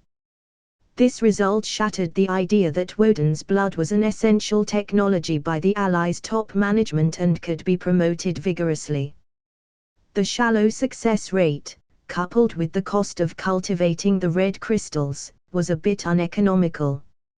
You know, tank-class soldiers are still no match for a bazooka rocket launcher or a sniper's accurate shot. The only way to reap the rewards is to create battleship-class soldiers. This was equivalent to 10 consecutive draws, and the blue sky and white clouds were losses. Only when the purple flashes and the golden light appeared could it be counted as gaining back the capital. Those tank class can't satisfy the military, but battleship class can. But the latter's turnout rate is ridiculously low, enough to make any European emperor feel despair. Next, there are 2 more mutations. If you succeed, you will hopefully become a tank-class soldier. Luke sat in the tent. He estimated that it would be lucky to have 20 subjects who survived after 3 mutations, but considering they were all a bunch of blue-eyed blondes, it was possible to have a miracle. As for Rogers, if he succeeded in surviving 24 mutations, it would be a rare card shining with golden light. So, Rogers, go for it. Luke said he wasn't the one who had to endure the pain anyway. Dr. Zola had already been assigned to the Woden's blood research team, and even if he were to be rehabilitated, it would be afterward. 3 hours later, Rogers accepted the second mutation. This time, Stephanie adjusted the dosage of Woden's blood and nearly killed Captain America with a double dose. Luke gazed at Rogers, whose skin was red and veins were flaring. He couldn't help but secretly sigh. The poor rely on mutation, the rich rely on technology. After thinking about it, it was more reliable to bring your own plug-in. He took advantage of this time to think. He summarized the various heroes of the Marvel world and found that the Superman from the studio next door had it the easiest. He didn't have to do anything else, he just needed to sunbathe enough times. If he encountered intellectual problems, just throw it to Batman. If he encountered something that needed slashing, give it to Wonder Woman. If he encountered something that needed a sacrifice, send in the Flash. Indeed, as expected, being a leader is the easiest thing to do. Luke thought half-jokingly. The second mutation lasted for over 2 hours. When the transformation process was over, Rogers leaned against the high back chair as if he was just fished out of water. His 2 big chest muscles kept fluctuating, looking like peaks on the side of the ridge, quite the feast for the eyes. "Are you okay?" Luke, who didn't go to bed and stayed up all night, asked. For him, the rest brought by sleep is optional. If he liked, he could stay awake for weeks. The thought of 22 more mutations makes me want to bang my head against the wall. Rogers has a breathless, lifeless look on his face. The medical field classified pain into many levels, the lowest being the mosquito bite, which is virtually unnoticeable. It is said that the highest level resembled giving birth. It was simply unbearable. For Captain America, the pain he endured was probably even more significant. Even if we don't strictly put the transformation process together with giving birth, just thinking about doing it 24 times made people's scalps tingle. "I think I'm going to collapse." Rogers looked to Luke and hoarsely said, "How many people were left this time?" 82 people. Luke brought another bowl of glucose oatmeal. With pity in his eyes, he said, "Here's your breakfast." Outside the tent, the sky was looking grey. At the end of one night, only 82 people survived the transformation from Woden's blood. These were still eligible subjects. The difficulty of mass production is enormous. Luke shook his head. If you think about it, Berlin developed 3 battleship-class rare cards all at once, all of the European descent. He wondered if the Allies could produce other battleship classes besides Rogers. Also, of European descent, no reason to be too unlucky. Brigadier General Cavill, there's bad news. Just as Luke's thoughts were fluctuating, Stephanie, dressed in a white coat, hurried in. Berlin launched an attack. All 3 battleship class came out. Binge. Every 300 votes, 1 extra chapter. Vote count, 455. Comment. 26 comments. Vote. Chapter 98, Chapter 095 New. Hydra. Extra chapter. 2 days ago. Underground Research Institute, War Room, Berlin. General Sangt stared at the map hanging on the wall with his hands behind his back, and his brows were tightly wrinkled. After Siegfried got rid of the arrogant and blind Führer, he became the new leader of the Third Reich. Although the process wasn't smooth, there were also many opponents. After all, the Austrian mustache had no other advantages besides being good at brainwashing, with many die-hard fans. A bunch of idiots who can't think and just follow blindly. They can't see the future of the empire. General Sangt sneered. Fortunately, I have you on my side, Guderian. So, I am not alone. He turned around and looked at the serious man fiddling with the military sandbox. The other party's name is Heinz Wilhelm Guderian, nicknamed Imperial Eagle. He is an outstanding general who was able to compete with Manstein and Rommel. This man helped General Sangt stabilize the situation and kept the vast empire from falling apart. I warned him that it would be foolish to use armored troops to attack the vigorously defended Kursk. Guderian said with an expressionless face. But the Fuhrer always liked to act according to his own ideas.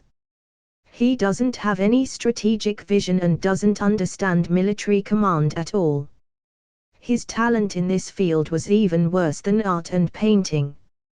General Sangt nodded deeply. He and Guderian naively once thought that the Fuhrer could lead the Third Reich in a better direction.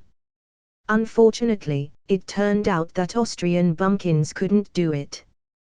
We all want to build a more robust and better empire. Now, here's the chance. General Sangt said eagerly. He regarded Guderian as an ally, and it was common knowledge that the German general was at odds with the Fuhrer. The other side had openly disobeyed the orders of the supreme leader of the Third Reich, refusing to shoot Soviet prisoners of war. It was unwilling to be the executioner in killing civilians. Even in the Battle of Moscow, he insisted on retreating despite the instructions from Berlin. To save the strength of his army and the lives of his soldiers. This led to the Fuhrer's outrage and the direct removal of Guderian into the reserve. But the irony was that after the defeat in Stalingrad, the egotistical Fuhrer had to reinstate the other party.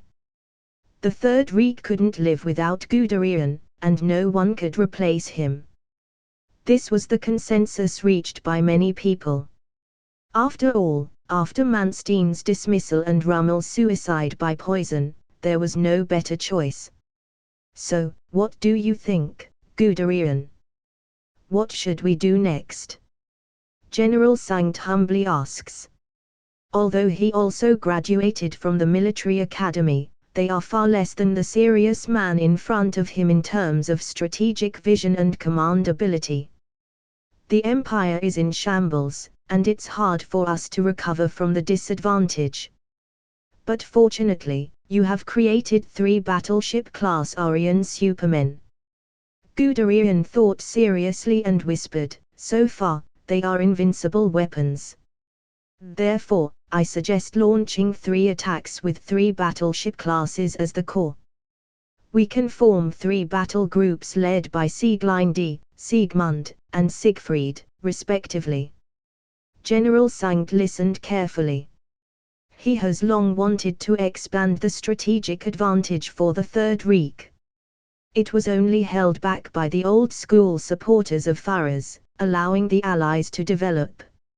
Sieglinde was sent to the northwest to launch a raid along the coast toward Belgium. As you know, the Ruhr Pocket area was broken recently. Many German soldiers were being held in nearby concentration camps, and their release would allow them to continue to push for the destruction of Western Allied supplies in Belgium. Guderian gestured over the map and wisely said, send Siegmund to the east again, so as not to give the Soviets any chance to regain their strength. They are tenacious enemies and significant worries of the Empire.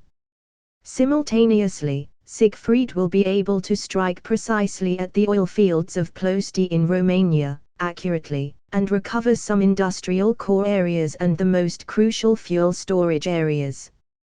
This way, the Empire will stabilize from the brink of collapse, and the Western Allies will be unable to launch a counterattack for a while. As long as we have a chance to catch our breath, we will be able to work our way out of the mess. General Sangt attached great importance to Guderian's opinion. He asked the other party to work out an operational policy carefully and then ended the conversation. Baron, what do you think? When Guderian left the war room, General Sangt faced a compartment and asked out loud. A grim man wearing a monocle slowly appeared. Guderian's idea is a good one, but he missed one point. As an observer, the grim bald man, with a sarcastic smile at the corner of his mouth, whispered, the Allied powers have also obtained Woden's blood, and it won't be long before they master the biotechnology of making Aryan supermen. The one who can't afford to delay is the Empire. The only way to survive is to strike first, to destroy the enemy, to snuff out the threat in the cradle, then we could get a glimmer of hope.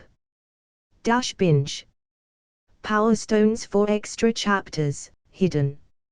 Read 25 plus chapters on Patreon. Visit patreon.com/binge translations. Comment. 28 comments. Vote. Chapter 99, Chapter 096 New. Hydra. 2. General Sangt was silent and didn't immediately state his position. He was only a scientist and had no experience as an imperial leader. Even if the 3 battleship-class Aryan supermen do as they were told. However, it was still challenging to control a country employing power and force ultimately. Those old-school troops, loyal supporters of the Fuhrer and party members, wouldn't tolerate a guy who hid in the laboratory and rarely set foot on the battlefield to sit in the leader position. Not to mention, political struggles and making bad checks weren't General Sangt's strong points. Therefore, to stabilize the situation, he first contacted Guderian and regarded the well-known German general as the first ally to win over. But this wasn't enough. It will take a political force to get involved to calm Berlin down completely. Therefore, General Sangt thought of Hydra. With the defeat of Red Skull and the fall of the headquarters, this huge organization should have collapsed. But things often turn out differently than most people expect. Red Skull's forces were wiped out, and other factions took over most of the resources, leaving nothing more than an empty shell for the Strategic Science Reserve. Far from weakening, this vital organization was growing bigger and bigger. General Sangt, I must remind you. The grim man pulled out a chair and sat down, raised his legs, and said. We helped you clear the obstacles and threw all those who had opposing views into prison. Guderian couldn't convince the old-school diehards, and he couldn't get the army to do your bidding. All this is due to the work of Hydra. General, how much of Woden's blood do you have left? I remember that the female spy named Stephanie blew up a production plant before she escaped, and many of your researchers were killed or injured. The deciphering of the ancient documents had come to a standstill. You don't have much time. Had it not been for Hydra, the Third Reich would have been dismantled by the Allies sooner or later. Every word from the vicious man was like a sharp needle stabbing deep into General Sangt's heart. He still kept his cold expression, but his attitude wasn't as stiff as before. He slowed down his tone and said, So, Baron Strucker, please tell me, what's the price? Let Hydra's flag be spread all over the Third Reich. The man smiled. And, make an Aryan Superman for us. If you do that, you'll be an ally of Hydra, and we'll keep the seat of power under your ass. A vigilance flashed in General Sangt's eyes. The technology associated with Woden's blood is his only bargaining chip. In any case, he can't hand it over quickly. Don't worry, General. I have no intention of coveting brood technology, I just want a Superman. The man clapped his hands, and a tall man in a mask came out of the compartment. This is my latest work. He has a strong will, a strong physique, and more importantly, he is incredibly loyal to the Empire and Hydra. The tall man's eyes were hollow, and when he saw the grim man giving the command, he immediately raised his arms and shouted, Hail, Hydra! You see, such an obedient weapon. Baron Strucker smiled with satisfaction when he saw the tall man looking like a tame, domesticated animal. This was the test subject that he found with difficulty. After Hydra's unique brainwashing technology, he trained it to be a killing machine without feelings. Baron Strucker also prepared a secret weapon for the tall man. Together with Orion Superman's enhanced transformation, he is sure to have the most powerful super soldier. General Sankt glanced back, quickly withdrew his eyes, and grunted coldly, "It's not that easy to survive the Woden's blood mutation process." Being able to create 3 battleship classes was already an unexpected surprise. There was no exact standard to be a qualified subject for Woden's blood. Men and women, strong and thin, blonde hair, black hair. These weren't necessarily, there were too many unknown factors. You don't have to worry about that. Back to the topic, I think Guderian's plan is excellent, but he lacks some necessary knowledge about this war. Baron Strucker's eyes looked sharp, his tone became serious, and he whispered, "The threat to the Empire is not the Allies, but Superman, who conquered Italy, defeated Red Skull and made the situation even worse.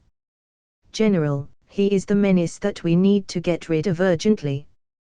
The Allied Superman. General Sankt's relaxed eyebrows immediately tightened. He thought Baron Strucker was exaggerating. Was one man enough to threaten the Third Reich? It sounded unbelievable.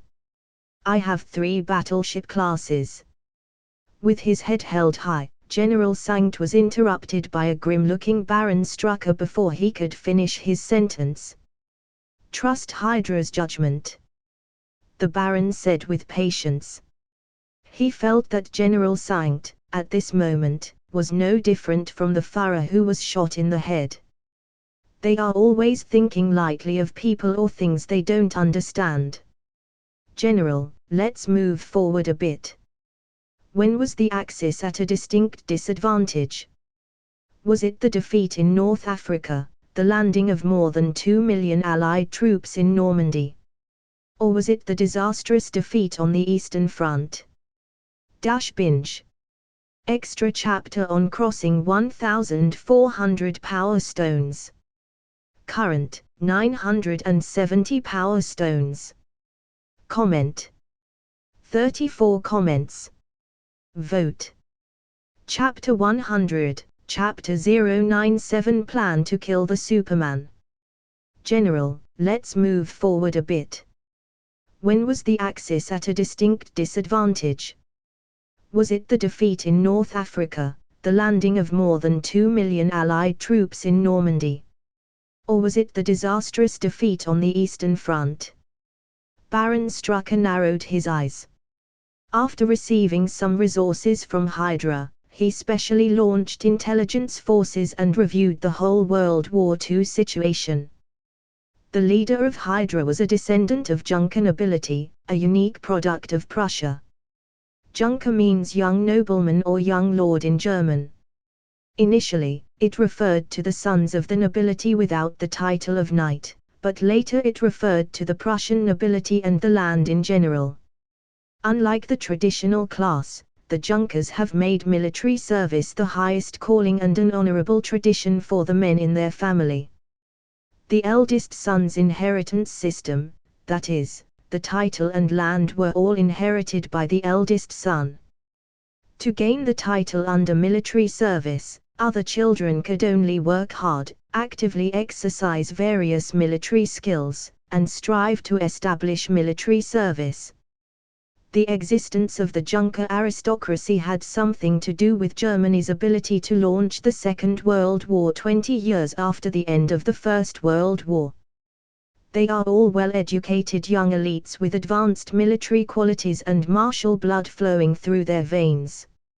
At the peak of the war, there was 1 soldier for every 28 adult Germans.